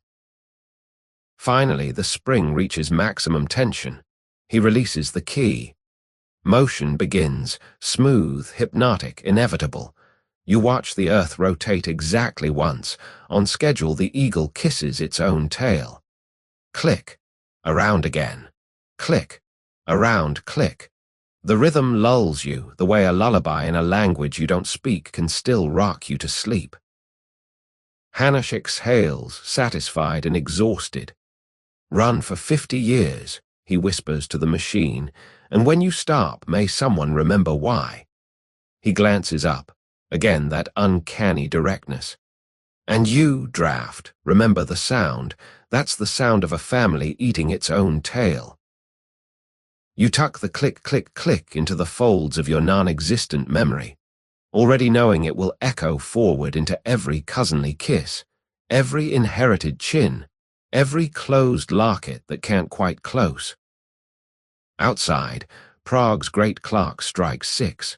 Pigeons launch like thrown confetti. The workshop window frames the city awakening, bakers, beggars, the slow grind of carts that believe the world is flat but manageable.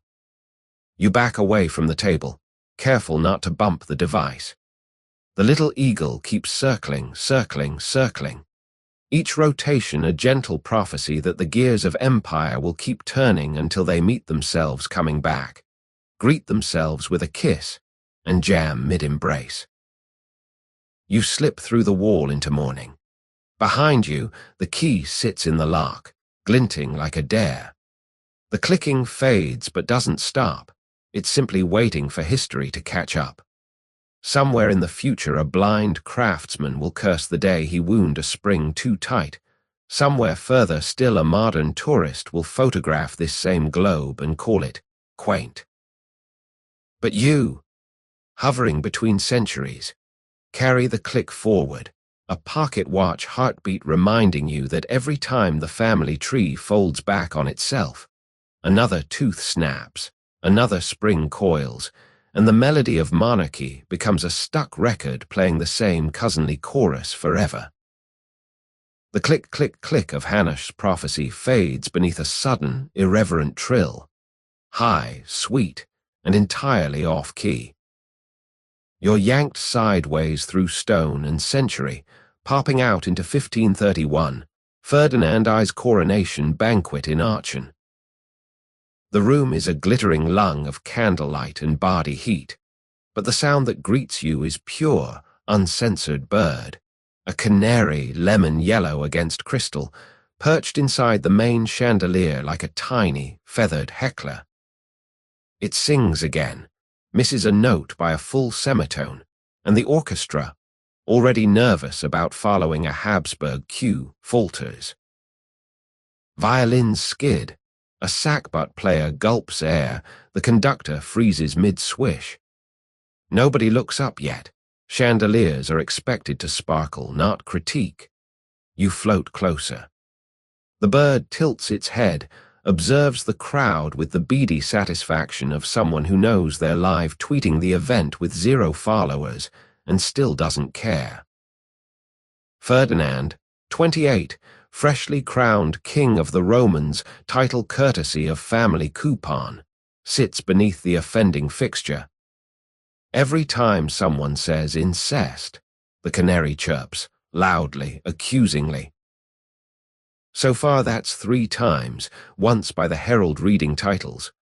By grace of God and dynastic continuity, chirp, once by a tipsy archduke. Well, we've always kept it in the chirp. And once by a genealogist muttering to himself while counting great-grandparents on his fingers, chirp, chirp. Double time. You stifle a laugh. It comes out as a draft. The candle nearest your lips flickers. Wax drips onto a countess's shoulder. She assumes it's divine blessing and doesn't flinch. A footman climbs a ladder to offer the canary a breadcrumb. The bird accepts, then deposits the crumb into a crystal flute of Rhenish wine, instant avian cocktail. Courtiers applaud this as omen, a toast from heaven. Someone declares. The canary responds by chirping the opening bars of a popular tavern song about unfaithful lovers. Several dowagers gasp into their fans. Ferdinand's wife, Anne of Bohemia, leans toward him. "Darling, do we own that bird?" He shrugs under imperial robes. "If we do, it's not on any ledger I've signed." You make a mental note. Somewhere a chamberlain is frantically flipping through inventories headed livestock, ornamental, potentially treasonous. Banquet proceeds. Course 1, boar's head wearing a crown of rosemary. The canary whistles rule, Britannia, 15 decades early. Course 2, heron pie. The bird waits until the pie is opened, then offers a perfectly timed chirp that sounds suspiciously like surprise. The court laughs, nervously. Laughter in cathedral acoustics always feels like approval bouncing off God's own eardrum. You drift up beside the chandelier. The canary hops to a lower crystal, studies you sideways. "I know you're not a draft," it seems to say, "but I'll play along if you bring millet." You wag a ghost finger, no pockets, no seeds, only centuries.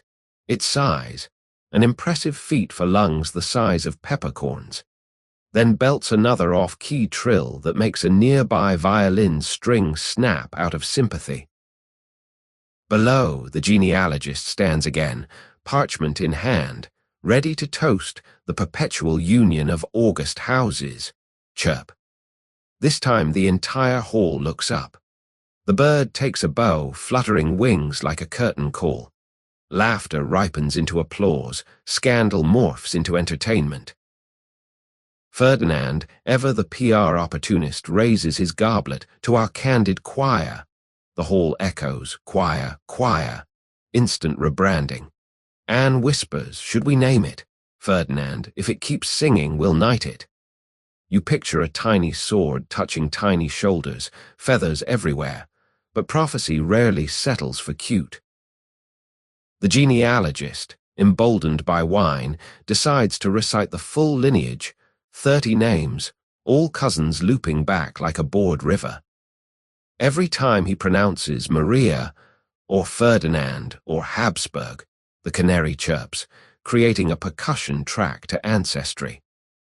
By name 15, the audience claps in rhythm. By name 20, they're chanting. The family tree has become a drinking song, and the bird its metronome. You feel the moment tilt from comedy to omen. The canary isn't heckling, it's counting. Each chirp marks a duplicate tooth on the great cosmic gear Hanash built. Click, chirp, the same cousinly face spinning past. Finally, the genealogist, voice hoarse, concludes, thus ensuring the unity of crowns and blood. The canary delivers a definitive chirp plus trill, then stops, abrupt silence dropping like a curtain. The hall holds its breath. Somewhere in the rafters a tiny gear grinds. A crystal prism cracks, fractures, and falls. It slices the air, embedding itself point first into the boar's rosemary crown directly between the eyes. Gasps bloom. The boar, already deceased, offers no complaint. The court, very much alive, offers several. Ferdinand signals the guards. Ladders appear. The canary, mission accomplished, allows itself to be captured with the dignity of a comedian exiting after the punchline. A footman offers a velvet purse. The bird hops inside, chirps once more, soft, almost apologetic, and falls silent. Anne cradles the purse. "What shall we do with it?" Ferdinand. "House it in the menagerie, and perhaps," he lowers voice, "have the genealogist revise his charts." Laughter, relieved, ripples. but you notice the cracked chandelier crystal still quivering in the boar's skull, catching candlelight like a frozen tear. A small, perfect flaw in the glitter, reminder that harmony, when over-ornamented, finds strange ways to snap. Outside, snow begins to fall, each flake catching the glow of torchlight, turning into tiny prisms on the way down, replicas of the broken crystal, reproducing. You inhale the cold, taste cinnamon residue from a previous scandal and exhale a cloud that forms the shape of a canary mid-chirp. It lasts a second, then dissolves, proof that even warnings prefer to leave no receipt. Somewhere in the menagerie, a velvet purse hangs inside a gilded cage. The bird inside doesn't sing again that night, but its heart beats fast. A tiny metronome counting cousins, counting clicks, waiting for the next generation to pronounce the word it was trained to recognize: incest, the joke that keeps the family and the gears moving. You drift after the snow, letting the cracked crystal chime fade behind you. The feast is over, the dynasty duly entertained, and history pockets another small, bright feather to remind itself that every time the same name appears twice on the same branch, something, somewhere, will sing off key until someone listens. The canary's last chirp is still echoing off medieval stonework when you're jerked sideways again, this time by the jangle of spurs, the wet slap of leather, and the unmistakable scent of horse that's been eating anxiety. Destination: the Brenner Pass, 1536. Moonlight pours over the Alps like liquid mercury, and you're sharing a saddle with Archduke Ferdinand Roman II. Yes, another Ferdinand, they come in bulk, who's galloping through sleet to propose to a cousin he's never met. The horse, a bay gelding named Gregor, appears to be the only creature here with a coherent travel plan. Ferdinand clutches the reins in one hand and a soggy engagement sonnet in the other. The sonnet is wrapped in oilcloth. The oilcloth is wrapped in panic. Every time the wind lifts, a corner of parchment flaps like a white flag negotiating for mercy. You sit behind the cantle, ghost pillion, feeling each stride punch up through your non-existent spine. "Easy, boy," Ferdinand mutters, to the horse, the storm, the universe, possibly himself. His breath comes out in little cloud bursts that spell short words. Why, cold, huh? You lean forward easy, no weight, and peek at the sonnet. Line 3 reads, "Your eyes, twin stars, guide my heart through the alpine dark, but the ink has bled, turning stars into scars." Prophetic typo. Behind you, a second horse whinnies. Captain Caspar, bodyguard, chaperone, and part-time confidence salesman.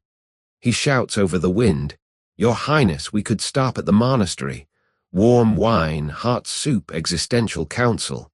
Ferdinand shakes his head, droplets flying like tiny cold daggers. No time. The treaty expires at dawn. You picture a parchment sitting in an inn somewhere, nervously watching candles burn. Up the pass the wind funnels, honest about its opinions. Winter is king. Humans are trespassers. Snowflakes swirl into your shared silhouette, stacking on Ferdinand's hat until he wears a sugarloaf helmet. You feel each flake land.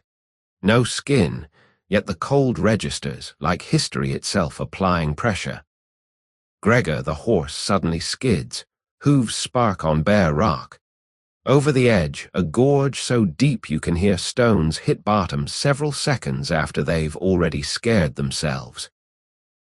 Ferdinand throws weight forward, steadies, but the sonnet escapes, oilcloth parachute sucked into darkness. For a moment, the proposal flutters like a doomed moth, then disappears. Silence, except for wind clearing its throat. Ferdinand stares after it, jaw slack. You expect profanity, instead he laughs, Short, breathless, the laugh of a man who realizes destiny just became improv. "Fine," he mutters. "I'll speak from memory, or heart, whichever hasn't frozen yet." Onward. The trail narrows to a shelf carved by Romans who clearly believed in travel but not in shoulder room. Torches appear ahead, tiny orange commas punctuating the pass. An inn squats against the rock, windows glowing like hot coals in the night's blacksmithy. Ferdinand reins in, dismounts so stiffly his joints sound like Hanash's prophecy gears. You slide off, grateful for stationary ether. Inside, the inn is one low room smelling of pine smoke, cheese, and feet that have never met comfort. A single long table hosts the bridal party, Maria of Bavaria, Ferdinand's cousin, intended and tonight's unwitting co-star, sits wrapped in furs, cheeks apple red from altitude and awkward anticipation. She's 17, eyes wide enough to reflect tomorrow's headlines. Ferdinand bows, snow cascading off his cloak like a minor avalanche. "My lady, I rode through storm and sonnet lost to ask your hand." Honest, dramatic, hypothermic, hard to refuse without looking heartless. Maria glances at her aunt, who doubles as chaperone and built in terms and conditions. Aunt nods, acceptable risk level, potential frostbite counts as dowry. Ferdinand drops to one knee. Ice immediately welds trouser to floor. He improvises, "Your eyes, twin beacons, guide my heart through alpine dark." Not Shakespeare, but the wind edits kindly. Maria smiles, teeth chattering like polite castanets. "I accept, cousin, provided we share body heat immediately." Practical romance, Habsburg efficiency at its finest. A cheer erupts, tankards clink, someone thrusts hot wine into Ferdinand's gloveless hand. You drift to the hearth where a single log burns with the optimism of a small but committed civilization. Steam rises from cloaks hung on chairs. The room smells of wet wool and impending genetics. The innkeeper produces a quill, ink pot, and pre-printed betrothal sheet. Apparently engagements carry their own paperwork now. Ferdinand signs with fingers so cold the signature looks like a seismograph during heartbreak. Maria adds her name, neat and round, though dotted with a heart, small rebellion against protocol. Aunt countersigns, sealing land, titles, and the unspoken clause. Produce heirs, preferably non-psychotic, bonus points for chin restraint. Outside, wind howls approval or warning. You slip back into night, glance up, clouds part just enough to reveal a sliver of moon shaped exactly like a keyhole. Somewhere beyond that lock, generations queue, cousins clutching flowers, lawyers clutching maps, midwives clutching forceps and resignation. Gregor the horse, now munching hay in the stable, whickers softly. Mission accomplished, oats imminent. You stroke his neck. Steam rises off his coat like ancestral ambition cooling. In the distance, sleigh bells jingle, carrying news of the match to courts, taverns, eventually textbooks where it will be summarized in 2 lines. Ferdinand Roman II married Maria of Bavaria, cementing Austrian influence. No mention of lost sonnets, frozen trousers, or the fact that the real proposal was written by a storm. Back inside, the couple huddle under a shared bearskin, fingers entwined, planning a wedding they'll finance with the same coins that paid for Charles's coronation flowers. Buy one, get one. The Habsburg loyalty card never expires. You step away, letting the inn door creak shut behind. Snow resumes, soft as censorship, covering hoofprints, covering the gorge where a sonnet lies unread, dissolving into pulp and promise. You inhale, pine, horse, wet wool, and exhale a cloud that spells in perfect cursive. Another loop closed, another gear clicks.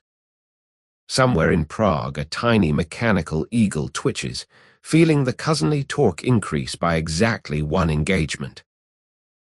You drift downhill, weightless, following the scent of glacier and dawn, aware that every mile of mountain pass is really just a complicated aisle down which cousins will continue to march in pairs, humming hymns composed by wind and financed by the same budget line marked miscellaneous. Empire. The Tyrolean snow thins beneath you like a story running out of pages, and you land. Gently, always gently, inside a tapestry studio that smells of damp wool, turmeric dye, and the particular silence that happens when people are paid by the square foot to keep secrets. Location: Brussels again, 1540. Commission: a wall-sized weaving of the Habsburg double-headed eagle for Ferdinand, I's newest palace corridor. Problem: no one can decide which cousin's emblem belongs on the left eye. You hover above a loom wide enough to dock small ships. Threads stretch like harp strings tuned by grudges. The master weaver, Jan, surname lost to history but ego preserved in amber, stands arms akimbo, squinting at the cartoon, the preliminary drawing, not the modern kind, though the drama is cartoonish enough. The eagle's left head glares imperially. Its right head looks equally imperial but slightly more smug, as if it already knows dessert is coming. Between them, a shield-shaped gap awaits a decision.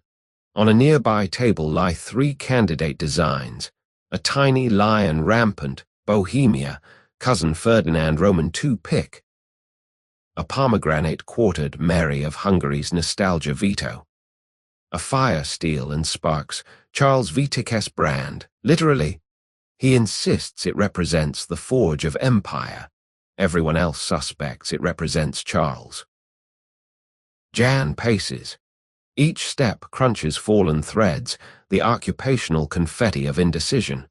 Assistants, 3 boys whose combined age barely exceeds the tapestry's width, stand ready to unpick whatever gets unpicked. Again. This is the 4th iteration. The eagle has undergone more revisions than the family tree itself. You drift to the cartoon. The left eye is currently blank, a void staring at eternity.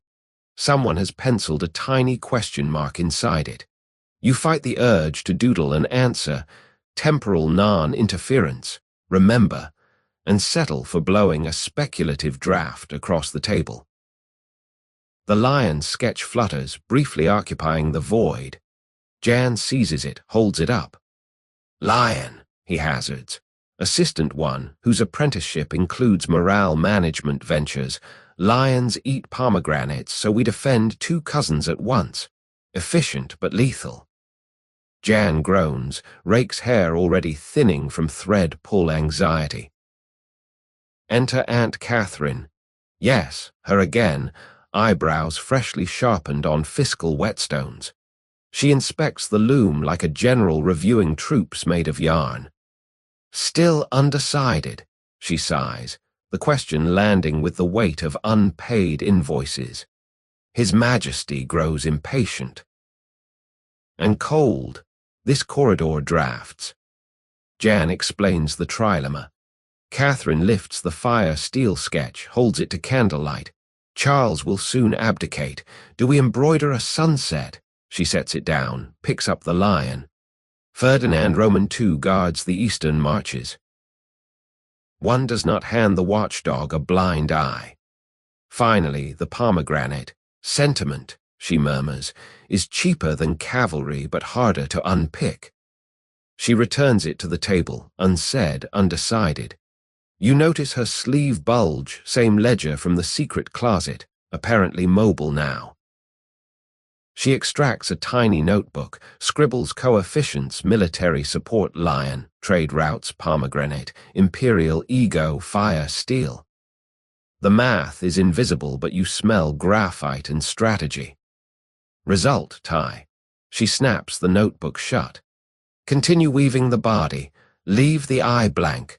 Call it strategic ambiguity. Jan looks like he swallowed a shuttle. Ambiguity does not keep rooms warm, my lady, Catherine, nor does honesty keep heads attached. Weave. The boys leap to obey. Shuttle flies, bobbin dances. The eagle grows feather by feather, each strand color coded for kingdoms that have never agreed on anything except the necessity of more thread. You drift along the warp, letting fibers brush through you, wool from Segovia, silk from Venice, metallic thread from a factory that also makes armor. Every fiber carries a whisper: taxes, troops, trade, repeat. Lunch arrives. Ale and cheese that smells like it could dye fabric on its own. Jan sends assistant 2 to fetch stronger beer for inspiration. The boy returns with a pitcher labeled Imperial Stout, may cause regal decisions. They toast the eagle. Foam spills. Someone jokes about giving the bird a beer belly. Nervous laughter, because jokes about royalty are tax deductible only if they're funny. You wander to the window. Outside, Brussels skyline is a mouthful of broken teeth. Scaffolding, cranes, half-built palaces chewing clouds. Somewhere a trumpet announces Ferdinand's arrival for tomorrow's unveiling. No pressure, just the entire dynasty arriving to stare at one eye. Back inside, Catherine has departed, leaving a scent of ink and absolute zero. Jan stares at the blank eye again, then does what artisans do when patrons vacate. He improvises.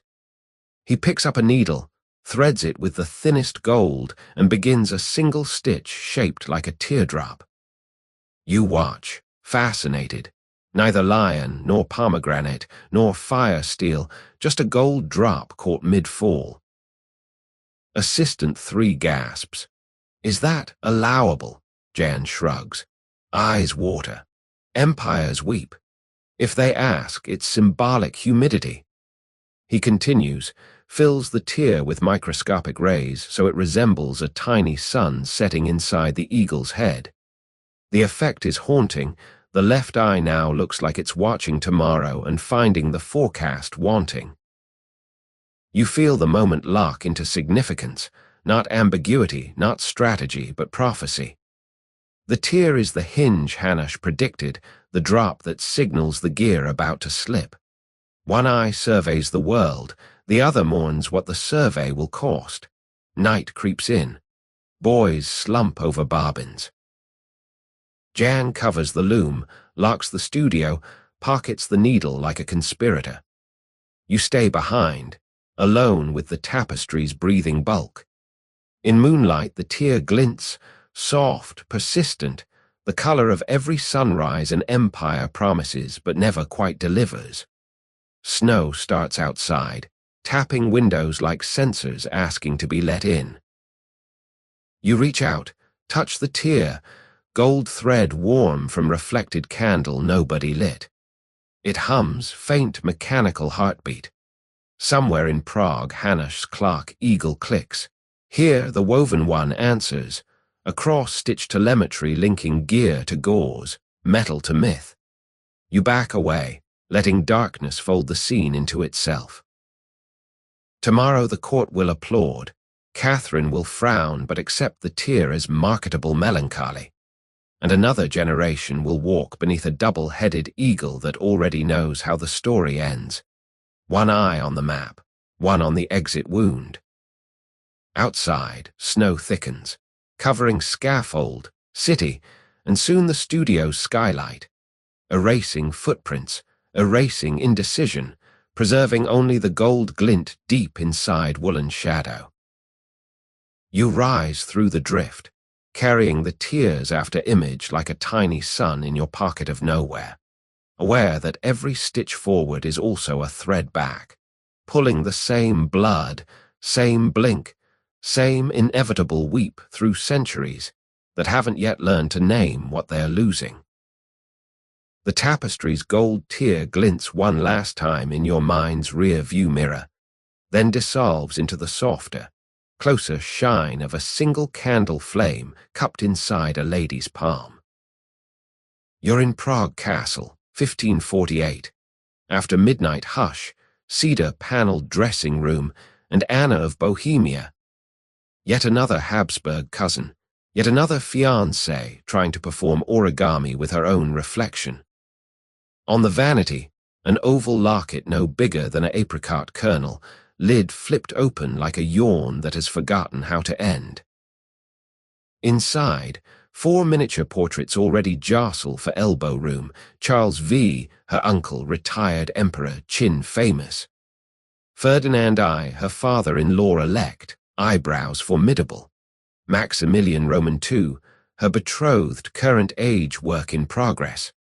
Anna herself, painted last month, eyes politely startled.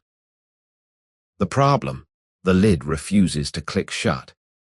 Every time she tries, a portrait protests. Charles's nose bends, Ferdinand's eyebrows overhang, Maximilian's adolescent mustache tickles Anna's painted cheek.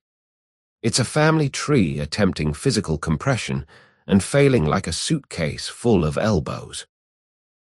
You hover behind her shoulder, admiring the vanity mirror's fun house effect, infinite Annas receding into candlelight, each holding a locket that never quite closes. She sighs, and the candle sighs with her, flame dipping, wax pooling like sympathy turning solid. A lady in waiting, Catherine, enters bearing a thimble of brandy and optimism. Perhaps file the edges, my lady. Anna, filing a Habsburg nose, is regicide in miniature. She tries again. The lid rebounds with a tinny sprong that sounds like a distant cousin clearing his throat. You notice the portraits are painted on wafer, thin ivory, edges beveled. 1 more millimeter and they'd qualify as conceptual art. Anna lifts her own likeness, holds it to the candle. I keep shrinking, she whispers. Soon I'll be all eyelash. She's not wrong. Each sitting, the court artist improves her higher forehead, smaller mouth, chin tapered to suggest continuity with the famous Habsburg mandible. The real Anna still fits into her skin. The painted one is being groomed to fit the brand. Catherine suggests removing 1 portrait. Anna considers Maximilian, future husband, current unknown. She lifts his miniature. The remaining 3 snap shut with a satisfied clack. Silence. Then from the corridor, approaching footsteps, heavy, Ferdinand-shaped. Panic. Anna shoves Maximilian's portrait under her sleeve like contraband emotion. Catherine rearranges the candle to Academy Award angle. Ferdinand enters, eyebrows first. Still awake, niece. Anna curtsies, locket dangling open, now containing an uncle-in-law and herself, an awkward triptych. Ferdinand peers in, frowns. Where is my son? Anna, he travels, sir. Technically true, Maximilian is en route from Vienna, delayed by a cold, a treaty, and adolescent inertia. Ferdinand accepts the absence like a banker accepting collateral he already owns. He notices the locket won't close. A family that cannot fold together cannot rule together, he declares, gift wrapping philosophy in sheer menace. Anna nods, throat working. Ferdinand departs, cloak swirling enough draft to flutter the candle and threaten the remaining portraits with heatstroke. Door shuts. Anna exhales so hard the candle dies. Catherine relights it, a small resurrection. Anna retrieves Maximilian from her sleeve. His ivory edge now carries a faint sweat outline, premonition of every future hand that will handle him. She replaces him. The lid refuses again. Tears arrive politely, 1 at a time. Catherine retreats. Ladies must cry in private, even when privacy includes invisible time travelers. You offer what comfort you can, a warm draft across Anna's nape. She shivers, whispers to the mirror, "If I smash the hinge, will they call it rebellion?" Mirror offers no legal advice. Instead, she tries a new configuration: Charles bottom left, Ferdinand bottom right, Anna top, Maximilian center, a floral arrangement of authority. The lid almost closes, then pops like a cork from champagne no one ordered. Ivory edges have swollen in the candle's humidity. The entire dynasty is gaining micron weight. She laughs, short, brittle. "We are growing into each other," she tells the portraits.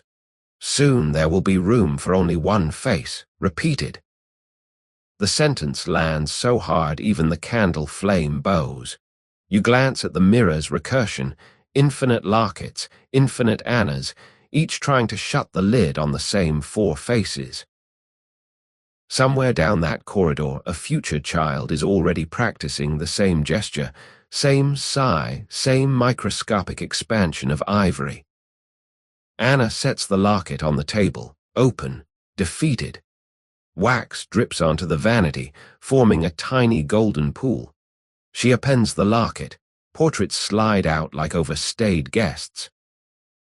She lines them up: uncle, father-in-law, fiancé, self. 4 dominoes waiting to topple into one another. She picks up her own miniature, holds it over the candle. Ivory browns, curls, blackens. She doesn't drop it. She watches until the face is gone, smoke carrying her likeness up toward the rafters, a self-portrait released from succession. The remaining 3 snap shut perfectly. Click. Satisfied, metallic, final. Anna stares at the closed locket, eyes wide, mouth a small oval of shock and relief.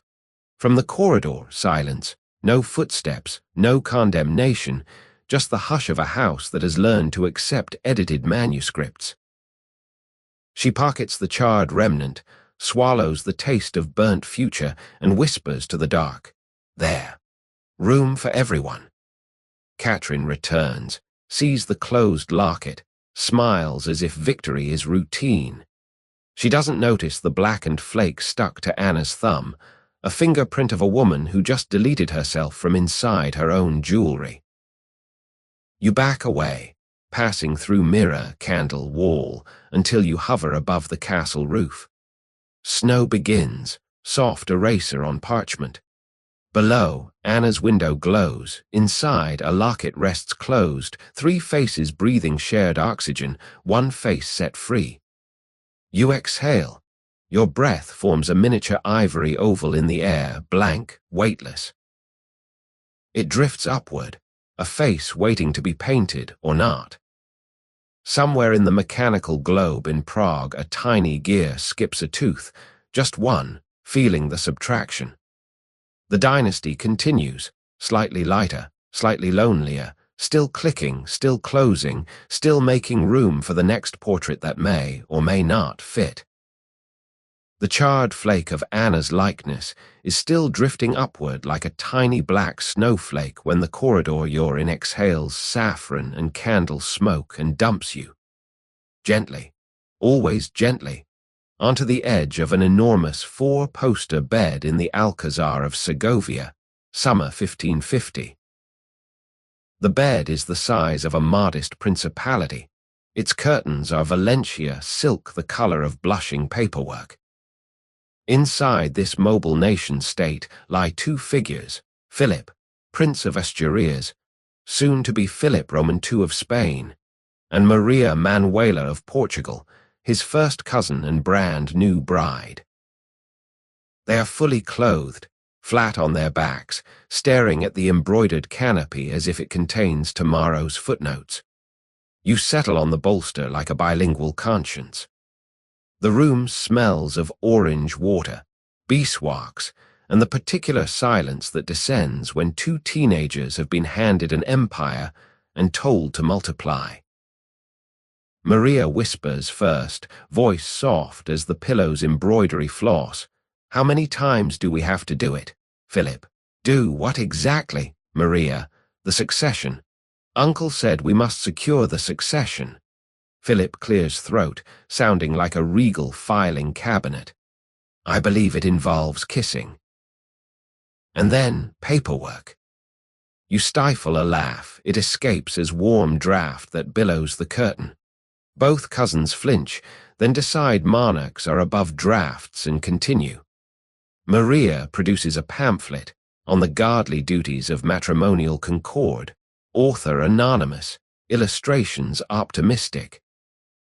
She opens to a fold-out diagram that resembles both a botanical treatise and a mildly scandalous yoga flow. Philip studies it, brow furrowed in the same concentration he applies to foreign policy and selecting the correct fork. He points. That angle looks anatomically ambitious. Maria, we could start with the kissing chapter. It's only 2 pages. Philip nods, relieved to have a strategic objective. They roll toward each other, slow, cautious, like 2 nations negotiating a non-aggression pact. Lips meet. The kiss is polite, dry, and lasts exactly 3 seconds, diplomatic timing. They separate, await inspiration. Inspiration declines to comment. Maria tries again, adds a little tongue. Philip backs away, eyes wide. Your Highness, there's moisture. Maria, embarrassed. Apologies, I over-salivated. Portugal is very humid. You consider offering coaching. Centuries of romantic literature flash by, but temporal etiquette forbids audible commentary. Instead, you blow the faintest breeze across their foreheads, hoping to cool anxiety.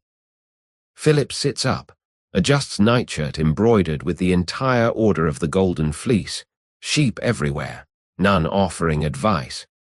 Perhaps if we rehearse titles first, protocol usually calms me. Maria, all right, you begin. Philip, formal. Donna Maria Manuela, Princess of Portugal, my beloved cousin and wife. Maria, Don Felipe, Prince of Asturias, my beloved cousin and husband. They both exhale, titles acknowledged, borders secure. Next strategy, count relatives to foster intimacy. They list grandparents, discover they share 2. Great-grandparents, share 3. The mathematics is soothing until they realize their children will be their own second cousins once removed. The revelation lands like a double-headed eagle hitting a window. Maria bites her lip. Does that make our babies us? Philip, only the profitable parts. You nearly choke on incorporeal popcorn. A clock in the corridor strikes one, sonorous, papal. Both cousins jump, then laugh, the tension punctured. Philip offers his hand, Maria takes it. This time they lie back, simply holding hands, staring again at the canopy. Embroidery detail, a stitched tableau of the labors of Hercules, specifically Hercules cleaning the Augean stables. Subtle bedroom decor choice, a reminder that some messes require diverting a river. Maria whispers, we could try tomorrow, after breakfast. I'm braver on a full stomach. Philip, grateful, and I after coffee. Coffee is still exotic. He means warmed wine with a suspicious amount of cinnamon.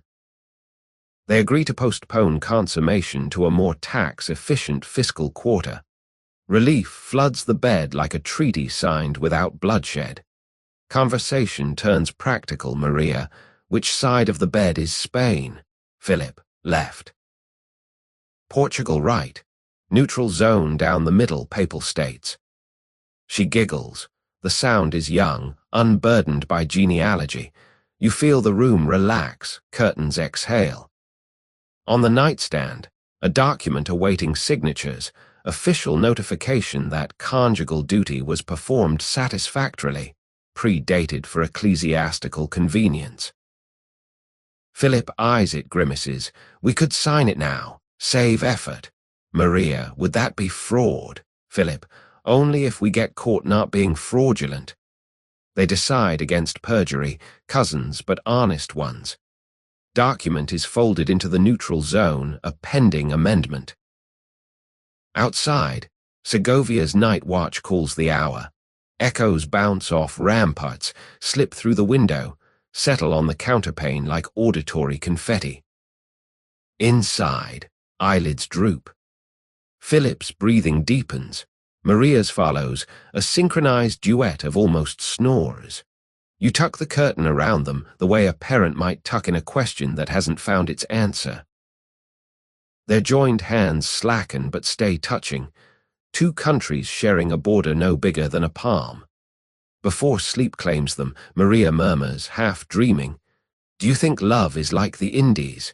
Far away, but ours by papal grant." Philip, also half gone, "If so, we'll need a better map." Silence. Then soft breathing, gentle as a pair of diplomatic pouches sealing themselves for the night. You drift to the foot of the bed, notice the counterpane's embroidery continues. Hercules, having diverted the river, stands ankle-deep in cleanliness, looking underwhelmed. Even mythic heroes know the mess returns, just deeper next time. You exit through the window, casement swinging like a signed treaty, into Segovia's summer night. Heat lingers in the stones, swifts wheel overhead, stitching unseen seams across the sky. Behind you, two teenagers sleep, hands linked, succession postponed, but still queued like the next document in the printer. You exhale. Your breath forms the shape of a question mark that dissolves before it can accuse anyone of anything. Somewhere in Vienna, a mechanical eagle clicks. In Prague, a clock counts cousins. And here, in a bedroom that smells of orange water and almost, the dynasty pauses. Brief, honest, human, before it remembers to multiply. Segovia's question mark breath has barely melted into the summer night when you're tugged northeast by the scent of damp paper and toddler rebellion.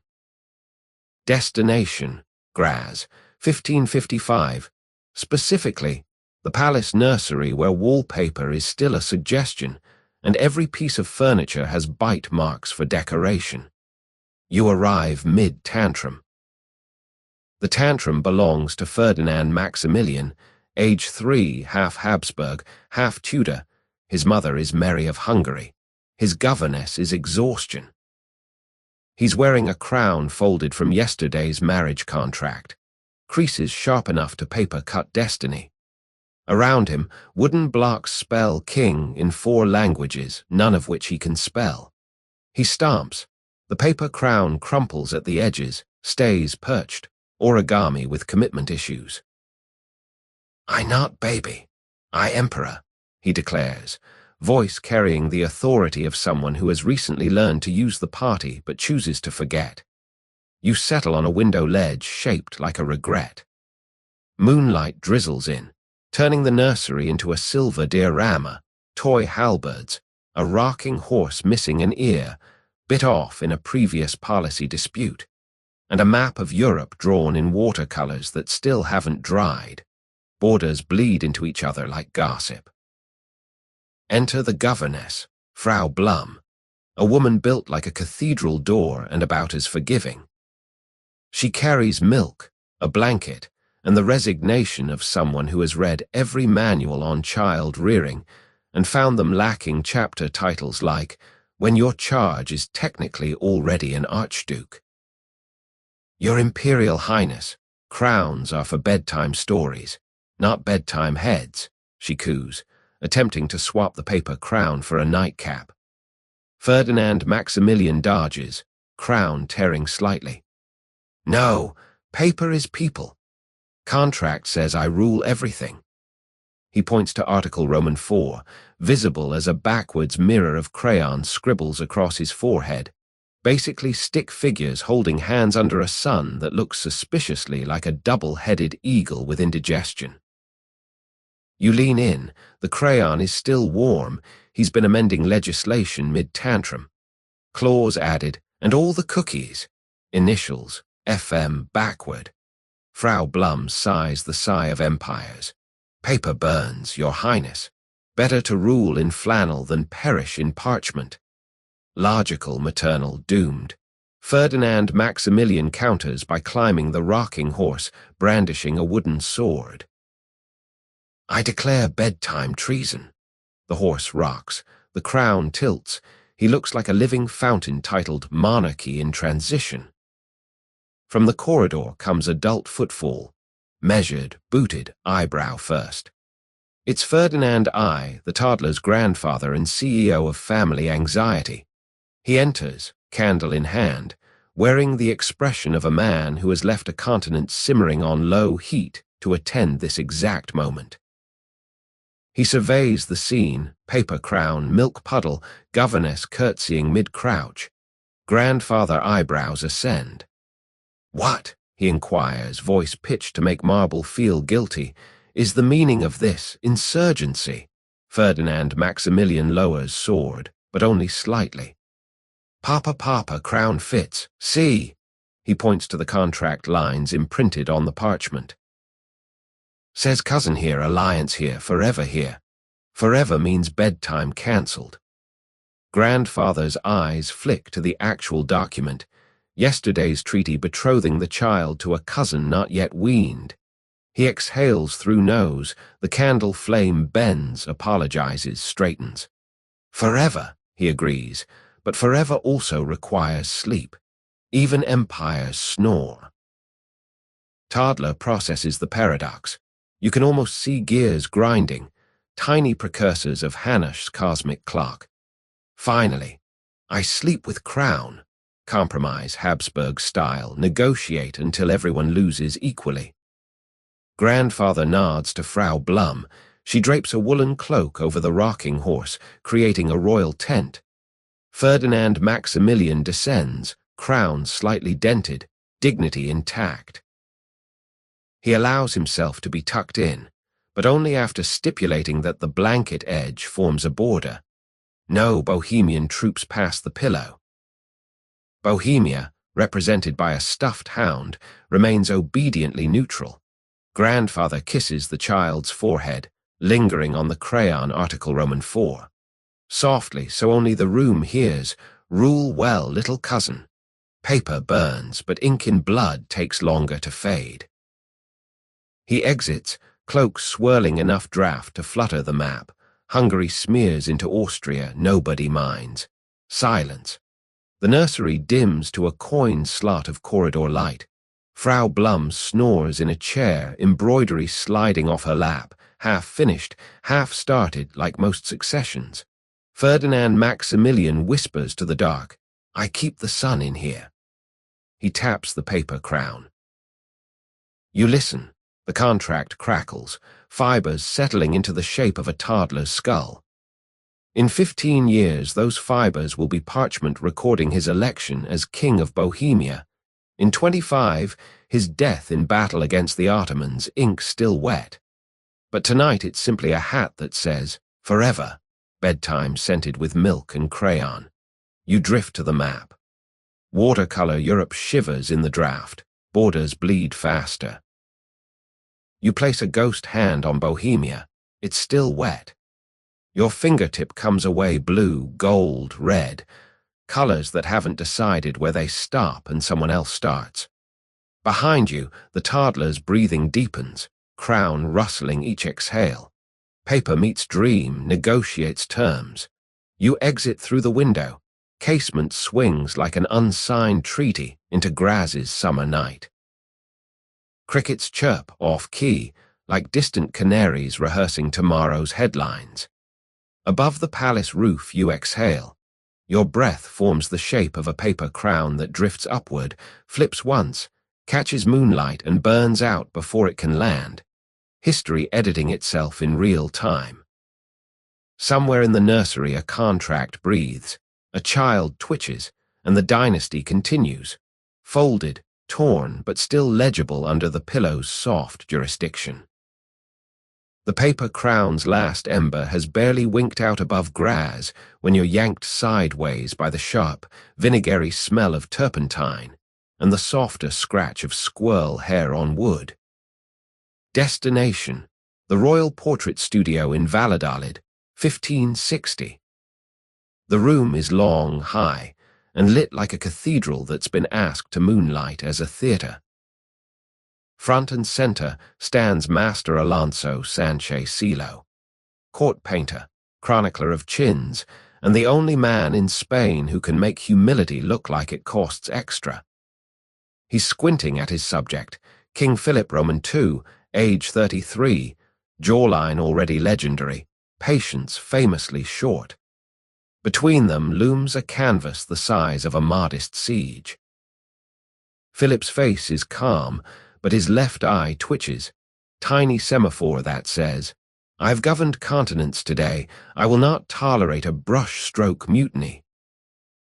You settle on a scaffold plank, legs dangling in centuries, and watch the squint-off commence. The problem, the Habsburg jaw has arrived at the studio in 4D glory, prominent, proud, and wider than the frame's golden ratio can absorb. Alonso steps back, steps forward, tilts his head like a chicken calculating airfare. He mutters, "Majestad, if I paint the jaw true, the canvas will require its own postal code." Philip's reply is glacial. "Then paint it true, but economically." Translated, keep the power, shrink the hardware. Alonso nods, already envisioning a diplomatic 10% reduction, enough to save timber, not enough to constitute regicide by Photoshop 400 years early. You drift behind the easel. The underdrawing shows the jaw in heroic fullness. Every revision chalk line reveals incremental shrinkage like a glacier backing uphill. Alonso's assistant, an over-eager apprentice named Tomás, whispers, "Sir, if we straighten the jaw, do we also straighten the succession?" Alonso frowns him into silence. Politics is above apprentice pay grade. Palette knives scrape, pigments mix, lead white, vermilion, a dash of ultramarine for shadows that suggest depth without admitting fault. Alonso loads a fine sable, approaches the jaw. One stroke, subtle, almost confessionally small, shaves a millimeter. Another stroke. Philip's eyes narrow. He notices the world's tiniest earthquake altering his face. "Master," he says, voice soft as papal bulls, "are you editing God's architecture?" Alonso freezes, brush mid-air, paint droplet trembling like a guilty planet. "Refining, Majesty, like a jeweler polishing the crown's facets." Philip considers. "Polish, do not reshape the crown into a different crown." Translation received. Alonso backs away, reapplies jaw volume, but only 95%. The 5% remains forever missing, a bureaucratic discount. Break time. Tomás brings cheese and watered wine. Philip retires behind a screen to review dispatches. Netherlands restless, Ottomans restless, jaw restless. Alonso steps onto the balcony, mutters to the twilight, "If only Photoshop arrived before theology."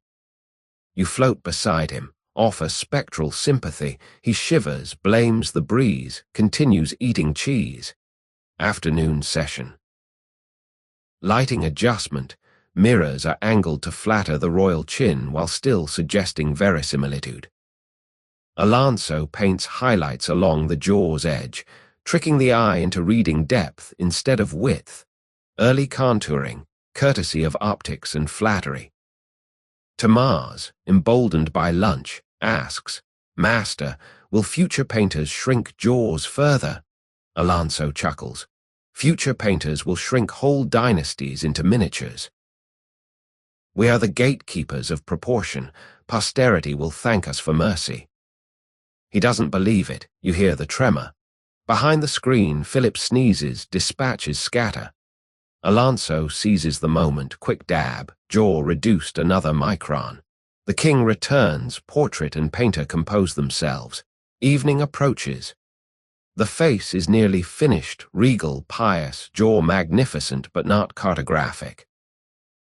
Alonso adds the final highlight, a pinpoint of white on the lower lip, suggesting words about to be spoken that will never be questioned. Philip studies the result. A long minute, time enough to conquer a small island. Finally he nods. It is I, yet improved. Improvement by 5% subtraction. Absolute power edited absolutely. Alonso bows, relieved. Tamaz exhales so hard a pile of pigment puffs into colored smoke. For a second the studio looks like a celebration or a small chemical accident. You drift to the canvas, peer close. The jaw is proud, yes, but the eyes, those are the real masterpiece. Two calm pools reflecting a man who has never met a border he couldn't inherit or a mirror he couldn't edit. Alonso cleans brushes, humming a tune about a jeweler who polished too much and turned a crown into a ring. Tamaz copies the master's every move, already practicing future concessions. Outside, Valladolid's bells ring the Angelus. Citizens pause, pray, glance sideways at palace windows, wondering if the king's portrait looks kinglier than yesterday. They will never know about the 5%, the micron that vanished, the jaw that learned humility without consent. You exit through the skylight, past bells whose bronze faces reflect moonlight and royal propaganda. Below, Alonso extinguishes lamps one by one, each snuff a small apology to veracity. In the dark studio, the portrait breathes, paint tacky, history drying into place. You carry the missing 5% with you, a sliver of bone, a slice of truth, a reminder that every dynasty edits itself smaller until the frame can no longer hold the face, and the face can no longer hold the dynasty. Somewhere in the future a tourist will photograph this portrait and post, "Look at that jaw." They'll never notice the absence, but you will every time you see a king, a logo, a mirror asking to be improved. The faint smell of linseed oil and royal vanity is still drying on your intangible cuff when the air thins, cools, and acquires that unmistakable perfume of old paper, slow rot, and ideas that have agreed to disagree for centuries. Welcome to the Habsburg Palace Library, Vienna, 1565. 2 floors below the tear-eyed tapestry, 3 floors above the wine cellars where diplomacy ages in barrels labeled confidential. It is long past official closing. Moonlight drips through high windows like liquid marble, pooling across reading desks big enough to map a continent or a chromosome. Same surface area, same politics. Books sleep shoulder to shoulder, spines out, murmuring the soft snore of footnotes. You drift along the central aisle, letting your non-existent fingertips brush calf, vellum, parchment, each texture a century with a different idea of smooth. At the far end sits the Habsburg genealogy section, 30 volumes, folio size, bound in calfskin the color of politely dried blood. Their collective title is Annals Austriae, but their nickname around the palace is the Echo. Because every time you close one, you hear the same name twice. You stop at volume Roman 18, open on a lectern like a patient etherized upon a table. On the left page, a family tree so convoluted, it requires 3 marginal fold-outs and a red silk ribbon to keep the generations from eloping. On the right, blank space waiting for the next cousin to be born, betrothed, or buried. The blank is ominously wide, like a yawn the dynasty hasn't decided how to finish. A candle stub flickers. Behind you a librarian materializes. Herr Director Johann Steinpays, yes, history really wrote that joke. He's stooped, ink smudged, hair the color of well-annotated snow. He doesn't see you. He talks to the shelves the way some people talk to dogs, expecting loyalty, receiving silence. "Still awake, my pretties," he murmurs, running a finger along spines. "We've a new delivery. Little Archduke Matthias needs inserting." Where does he go? Ah, yes, fold-out C between cousin bride and cousin groom. Close quarters, but they're used to it. He lifts a quill the size of a small oar, dips it, and begins. The scratching is soft, rhythmic, like a mouse politely sanding wood. You watch the ink bloom. Matthias B. 1557, affiance to Maria of Bavaria. See Val Roman 19 p. 214, same Maria, different page. The sentence is a Möbius strip wearing a cravat. Steinpays pauses, flexes cramped fingers, mutters statistics. Same 30 surnames, 6 spellings, infinite permutations. If I add one more Ferdinand, the index may achieve sentience. He sips cold coffee, winces, continues. You lean closer. The parchment smells of nutmeg and nerves. Nutmeg because it's stored near spice cupboards, books absorb flavor, librarians claim, nerves because every entry is a betrothal time bomb. Between lines you see faint ghost entries, names written, betrothed, then erased when a better cousin came along, palimpsest of almosts. Steinpays notices the erasure scars, sighs. Paper bruises, he says aloud. Families too. He lifts a tiny scrap of blotting paper. It's tattooed with reversed names, mirror casualties. He folds it into his waistcoat pocket, superstitious recycling. A draft flutters the page, you breathing. He glances sideways, senses audience. Who's there? You hold still, become bibliography. He shrugs, returns to work. Thought I heard the echo gain an echo. He reaches volume Roman 20, opens to a fold-out so large it flaps like a sail. The ribbon that ties it is red silk frayed to dental floss. He unties, spreads. Generations spill, trunks, branches, twigs, then nothing. A blank parchment ocean. He stares, pen poised, suddenly looking very small against the acreage of cousinless future. And here, he whispers, we reserve space for the unimagined.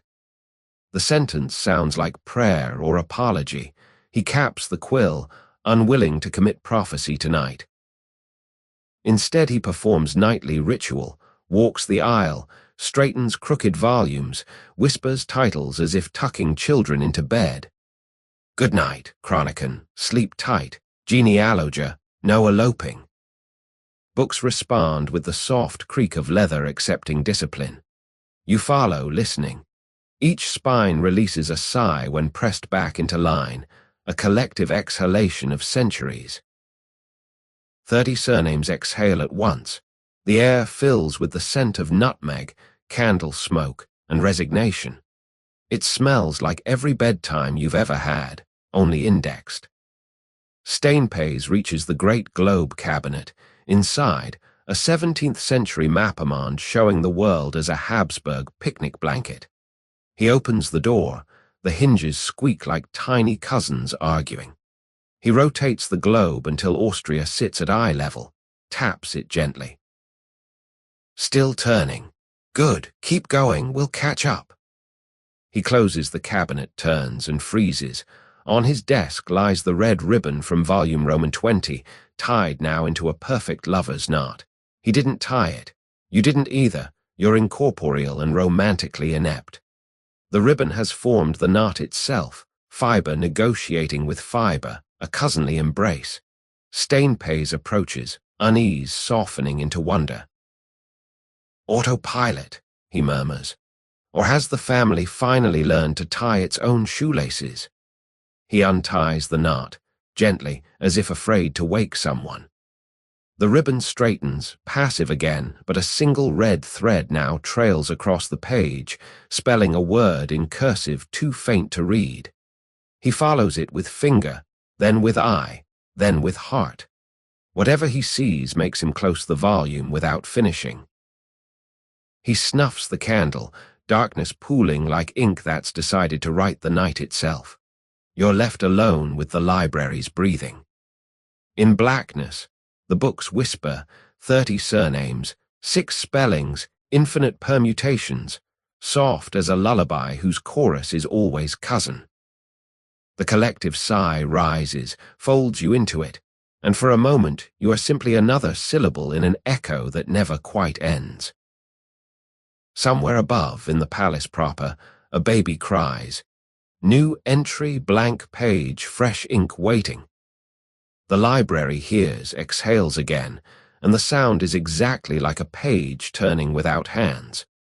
You drift upward, pass through ceiling, roof, sky, carrying with you the nutmeg scent, the red threads a legible word, and the faint, persistent whisper of paper learning to sigh like people. Somewhere in the mechanical globe a tiny gear clicks. Here the books answer with a communal exhale.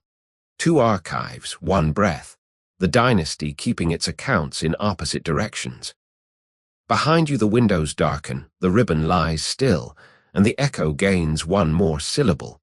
Your name, whispered in librarian monotone, filed under cousin, miscellaneous, witness. The library's final exhale is still warm on your neck when the scent of nutmeg is elbowed aside by warm brass and candle-smoked axle grease. You're pulled, gently, like a cog remembering it has teeth, into a private salon in Vienna, 1570. Midnight, but the room glows like a miniature sun, chandeliers, mirrors, and one mechanical globe center stage, no bigger than a pumpkin, noisier than a parliament. Around it stand the key players, Archduke Karl Roman II of Inner Austria, age 23, jawline under construction, nerves fraying. Maria of Bavaria, age 19, his cousin, fiancée-elect, fanning herself with a treaty draft. Court mechanician Master Gregor Melzel, grandson of the Prague prophet Hanush, inheritor of both tools and trauma. You, spectral +1, incorporeal but curiously magnetic to small springs. The globe is the evening's entertainment come marriage broker. Fashioned of brass, silvered oceans, and ivory continents, it sits on an ebony plinth cranked tight as a miser's purse. Tiny figures perch on each continent, Habsburg eagles, Wittelsbach lions, miniature brides and grooms on clockwork tracks. When the key turns, the world will rotate, borders will slide, and, if the gears agree, two painted cousins will meet at Vienna and kiss. If they miss, well, diplomacy will blame the alignment of planets, not the alignment of cousins. Karl clears throat. Cousin, behold the future, our future, rendered in moving metal. The phrase lands somewhere between romance and threat. Maria's eyes sparkle with the cautious delight of someone who has seen many proposals but few that require lubrication. Melzel inserts the key, 3 deliberate clicks, same prophecy rhythm you last heard in Prague. Gears engage. The globe begins its hypnotic spin. Oceans shimmer, continents glide. Tiny glockenspiel notes tinkle, each note a royal birth, each rest a royal funeral. You feel time being parceled into music box portions. Karl explains, voice soft beneath the melody, when Europe aligns, our effigies will converge. A sign from heaven, or at least from Vienna's best mechanist. He attempts a smile. Anxiety bends it into a grimace. Maria leans closer. Candlelight catches the curve of her ear, revealing a constellation of freckles shaped uncannily like the Iberian Peninsula. She whispers, and if the gears disagree? Karl, then we blame the Ottomans. Everyone does. Laughter ripples, tension easing. The globe keeps turning. You notice something the others don't. The painted cousins on their ivory tracks are moving, yes, but slower than the continents beneath them, like people trying to catch a train that's also walking. Melzel sees it too, sweat beads. He adjusts a miniature screw, voice low, patience, highness. Synchronicity requires tolerance. Translated, the cousins are late, but so is history. Finally, the music slows, Europe realigns. Vienna's silvered dot slides beneath the painted couple. They meet, kiss, and a tiny bell rings, clear, crystalline, the sound of inevitability clocking in. Applause blooms. Carl drops to one knee. Velvet meets parquet with the soft thud of geopolitics landing. Maria, cousin, future, co-ruler of my chromosomes, will you marry me? He produces a ring, gold band, table-cut diamond, hinge tiny enough to shame the mechanist. The diamond catches chandelier light and fractures it into every province they will jointly govern. Maria's fan stops mid-flutter. She glances at the globe, cousin still kissing in miniature, gears humming yes, yes, yes. She smiles, the kind that signs treaties and forgives typos. I will, cousin. Let the world keep turning, we shall keep pace. Carl slips the ring on. It fits like a promise that's been resized every generation. The globe, mission accomplished, slows to a dignified halt. Melzel bows, wiping brow with a handkerchief embroidered with tiny escapements. Champagne appears, crystal flutes, silver tray. A toast to the harmony of continents and the precision of affections. Glasses clink, the sound is delicate, almost like a small spring snapping. You feel it in your ribs, but mechanics are never satisfied with curtain calls. As glasses touch, a faint click echoes inside the globe, too soft for mortal ears. You drift closer. The ivory Vienna has developed a hairline crack, barely visible, running straight through the painted kiss. The gears continue to press, micromillimeter by micromillimeter, believing their job unfinished. You consider warning them. Temporal protocol versus humanitarian instinct. Before you decide, Maria does something unscripted. She lifts the globe's key, inserts it backwards, and gives one gentle turn counterclockwise. Gears whine, then relax. The crack stops spreading. She smiles at Melzel. Even futures need a little slack. The mechanist bows deeper, chastened and impressed. Carl watches, realization dawning. His bride is not just a signature on a treaty.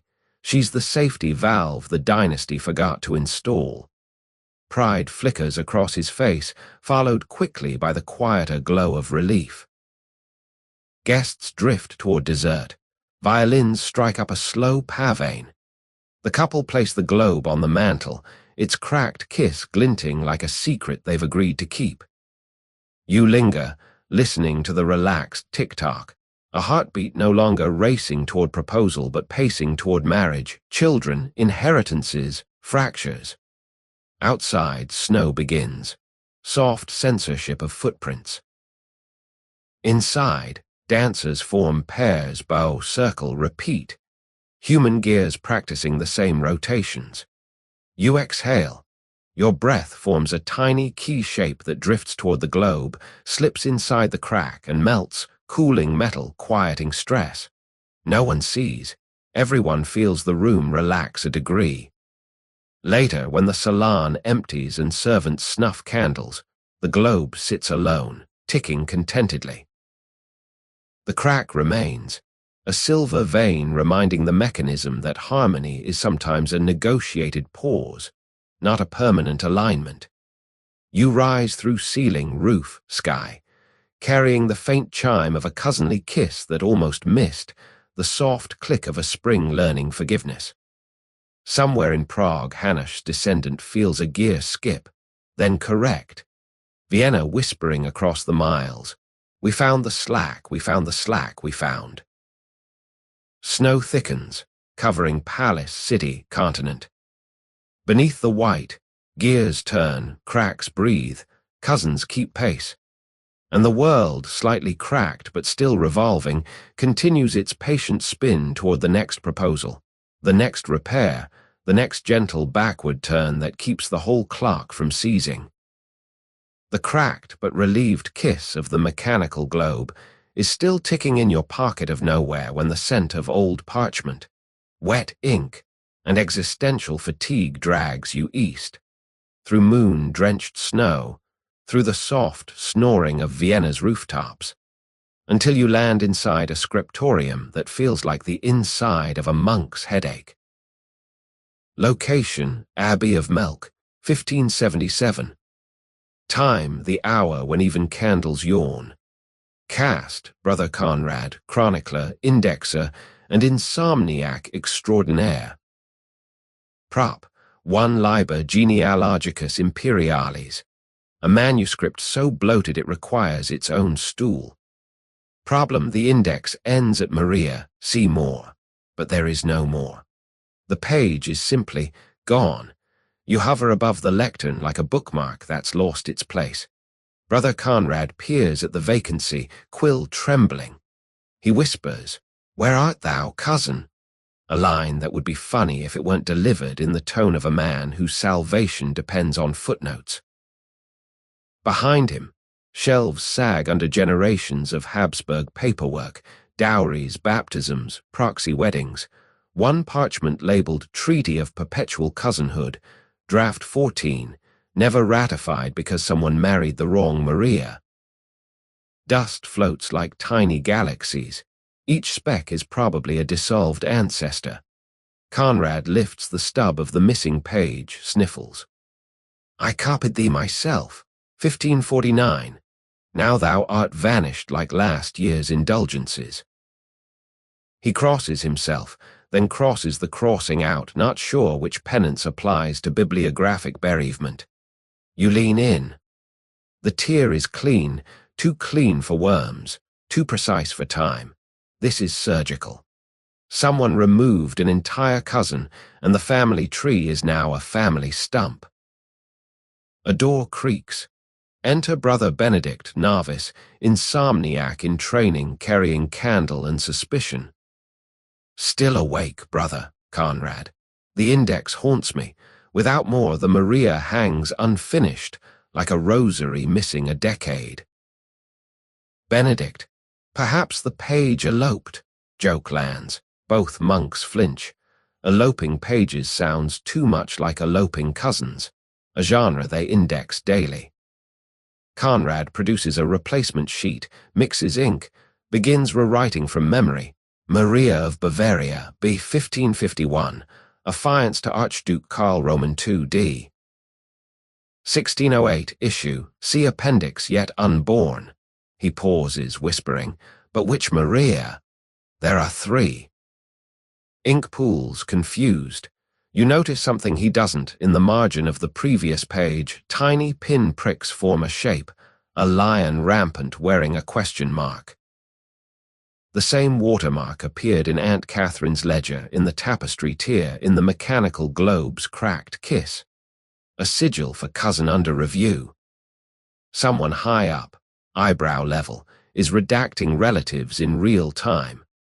Benedict ventures, could the emperor have ordered it? Too many Marias, too few armies. Conrad crosses himself again, then crosses the crossing of the previous crossing, a bureaucratic trinity. Censorship is sinful, but so is misspelling a duchy. I am caught between heresy and typo. He decides on compromise, leaves the line hanging with C marginalia, then draws a tiny dragon in the gap and labels it Hic sunt dragons. Here be dragons, medieval version of file under miscellaneous. The dragon smiles, tail shaped like a double-headed eagle eating its own ledger. You blow a speculative draft across the page. The ink dries faster than conscience. Conrad feels it, murmurs, "Thank you, Holy Ghost," and you realize you've been promoted to minor deity in the footnote department. Outside, monastery bells ring 3 a.m. A bronze reminder that time, like genealogy, is just another circle of cousins calling each other late at night. Conrad caps the quill, closes the book, kisses it, just in case. He and Benedict exit, candle bobbing like a tiny planet looking for orbit. You stay.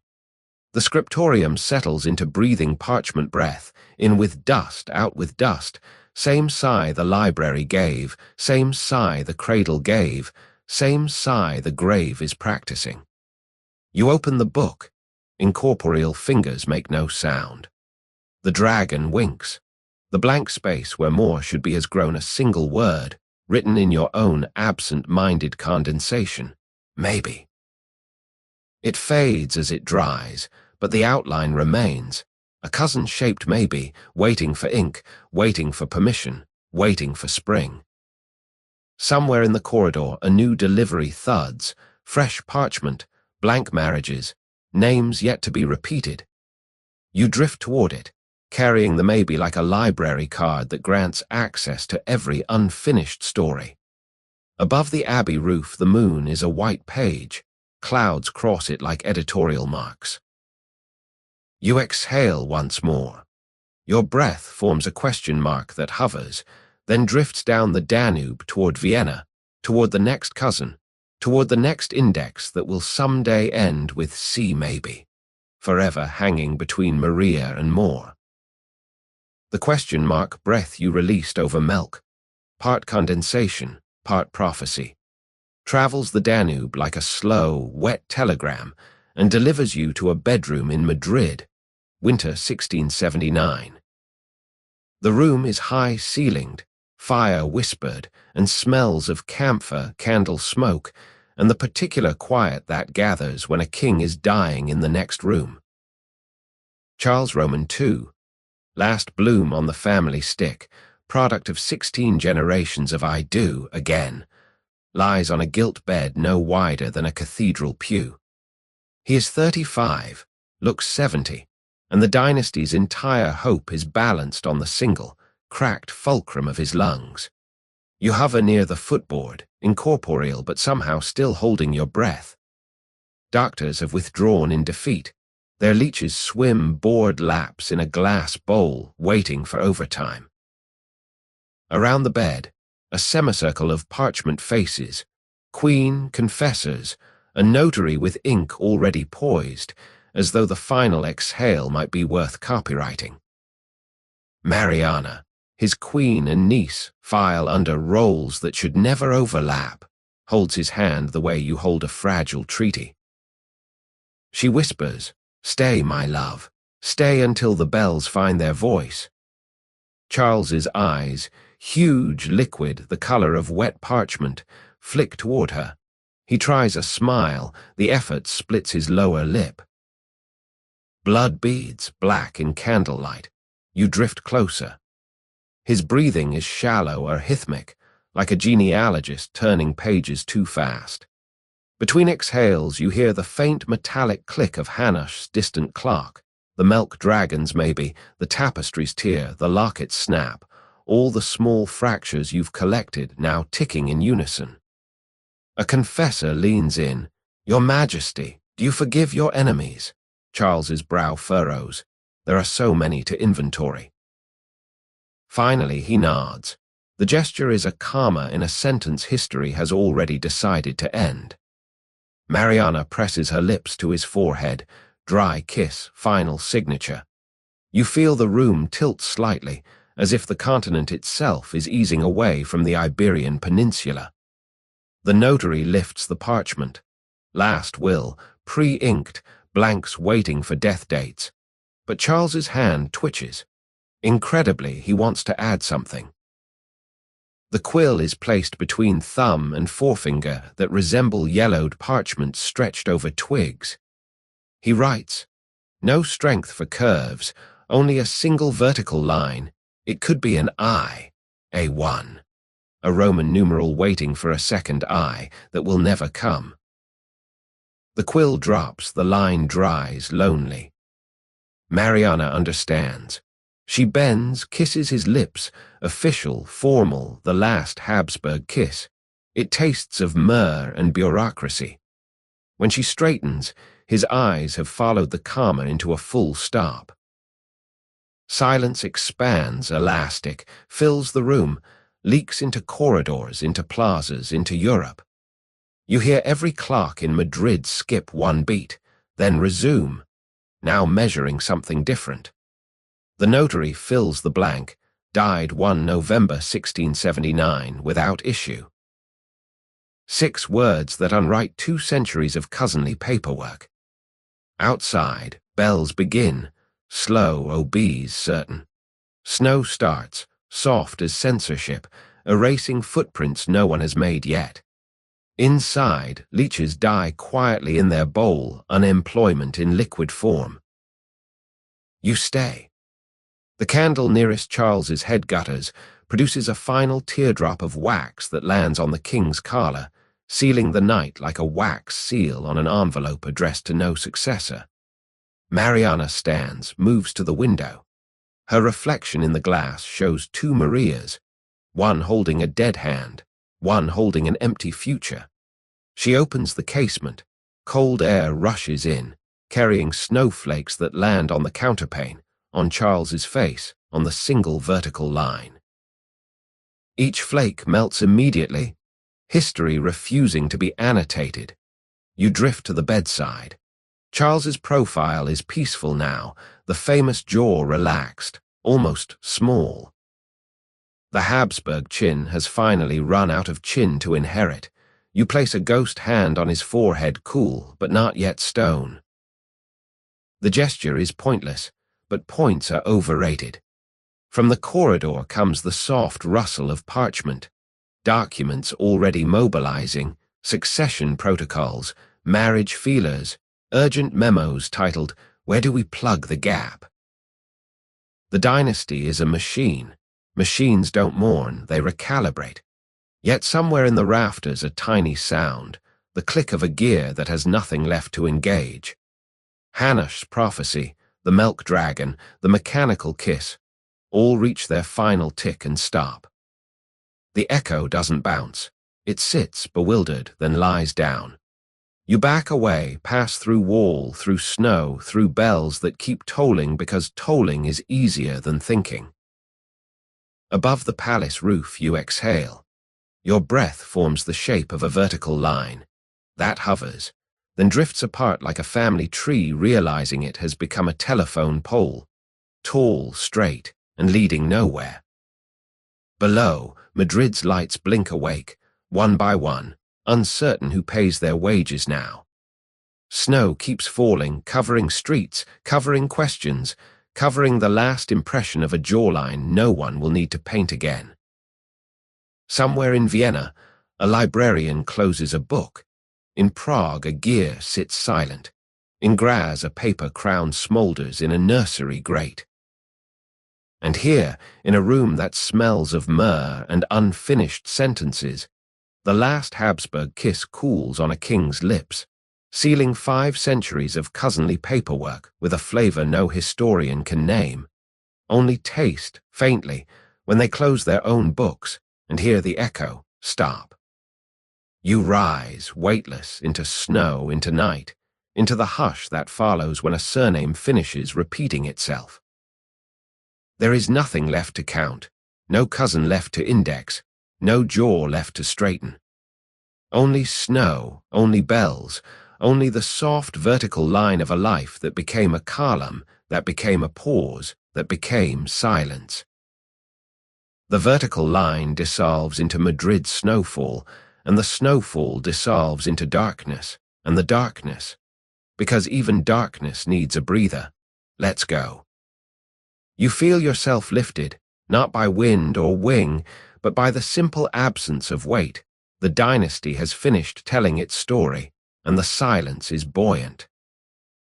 You drift upward, through cloud, through starlight, through the thin blue membrane where centuries become suggestions. Below, Europe shrinks to a snow globe without shaking, France a lace edge, the Danube a silver ribbon tied in a bow that finally stops pulling tight.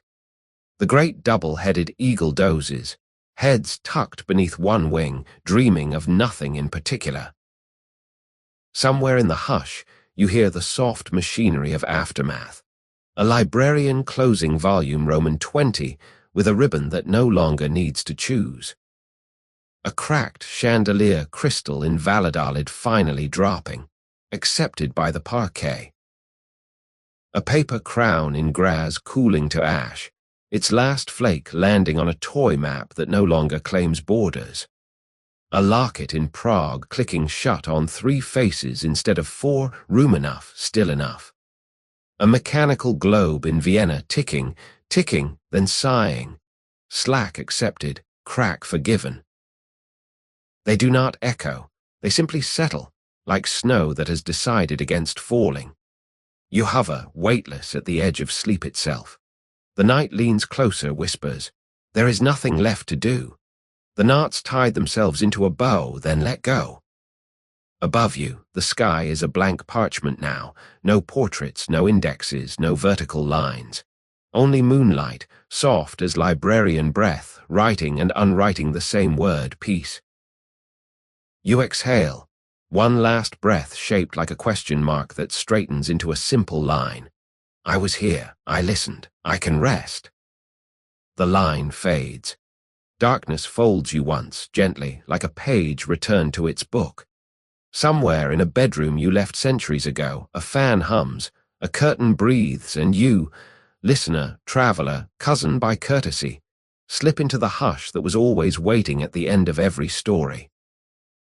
There is nothing left to count, no cousin left to kiss, no jaw left to paint. Only the quiet, and the quiet is enough. The quiet is enough, and the quiet is here. Breathe it in, slow, unhurried, like a candle deciding to dim. Each breath is slower, the night leans closer, wraps you in soft, dark velvet that smells faintly of old books and distant snow. Feel the weight of your blankets, gentle, steady, a treaty between your body and the air. There is nothing left to do tonight. No cousins to index, no gears to wind, no portraits begging retouch. The dynasty has folded itself into the corner of history. The echo has gone to sleep. Let your shoulders drop, one vertebra at a time, like a drawbridge lowering over a moat of warm, still water. Behind your eyelids, candlelight fades to ember, then to afterglow, then to moonlit river. Follow that river, slow current, soft silver, under bridges that no longer need to carry armies. Stars gather overhead, quiet as librarians closing books. They do not demand attention, they simply keep gentle watch. With each breath, the room widens, walls drift outward, ceiling lifts, floor sinks into feathered darkness. You are safe, floating in the hush that has waited centuries for you to arrive. There is no clock ticking, no key to turn, no cousin counting. Only the hush, and the hush is enough. Let the river carry you a little further, past Melk's dragon, past the tapestry's tier, past the vertical line that became a horizon. Each landmark dims as you pass, like lanterns acknowledging a traveler who is finally going home. Breathe slower now. The night is doing the breathing for you. Let it. Somewhere a log settles in a grate you cannot see. Somewhere a fan hums a lullaby of moving air.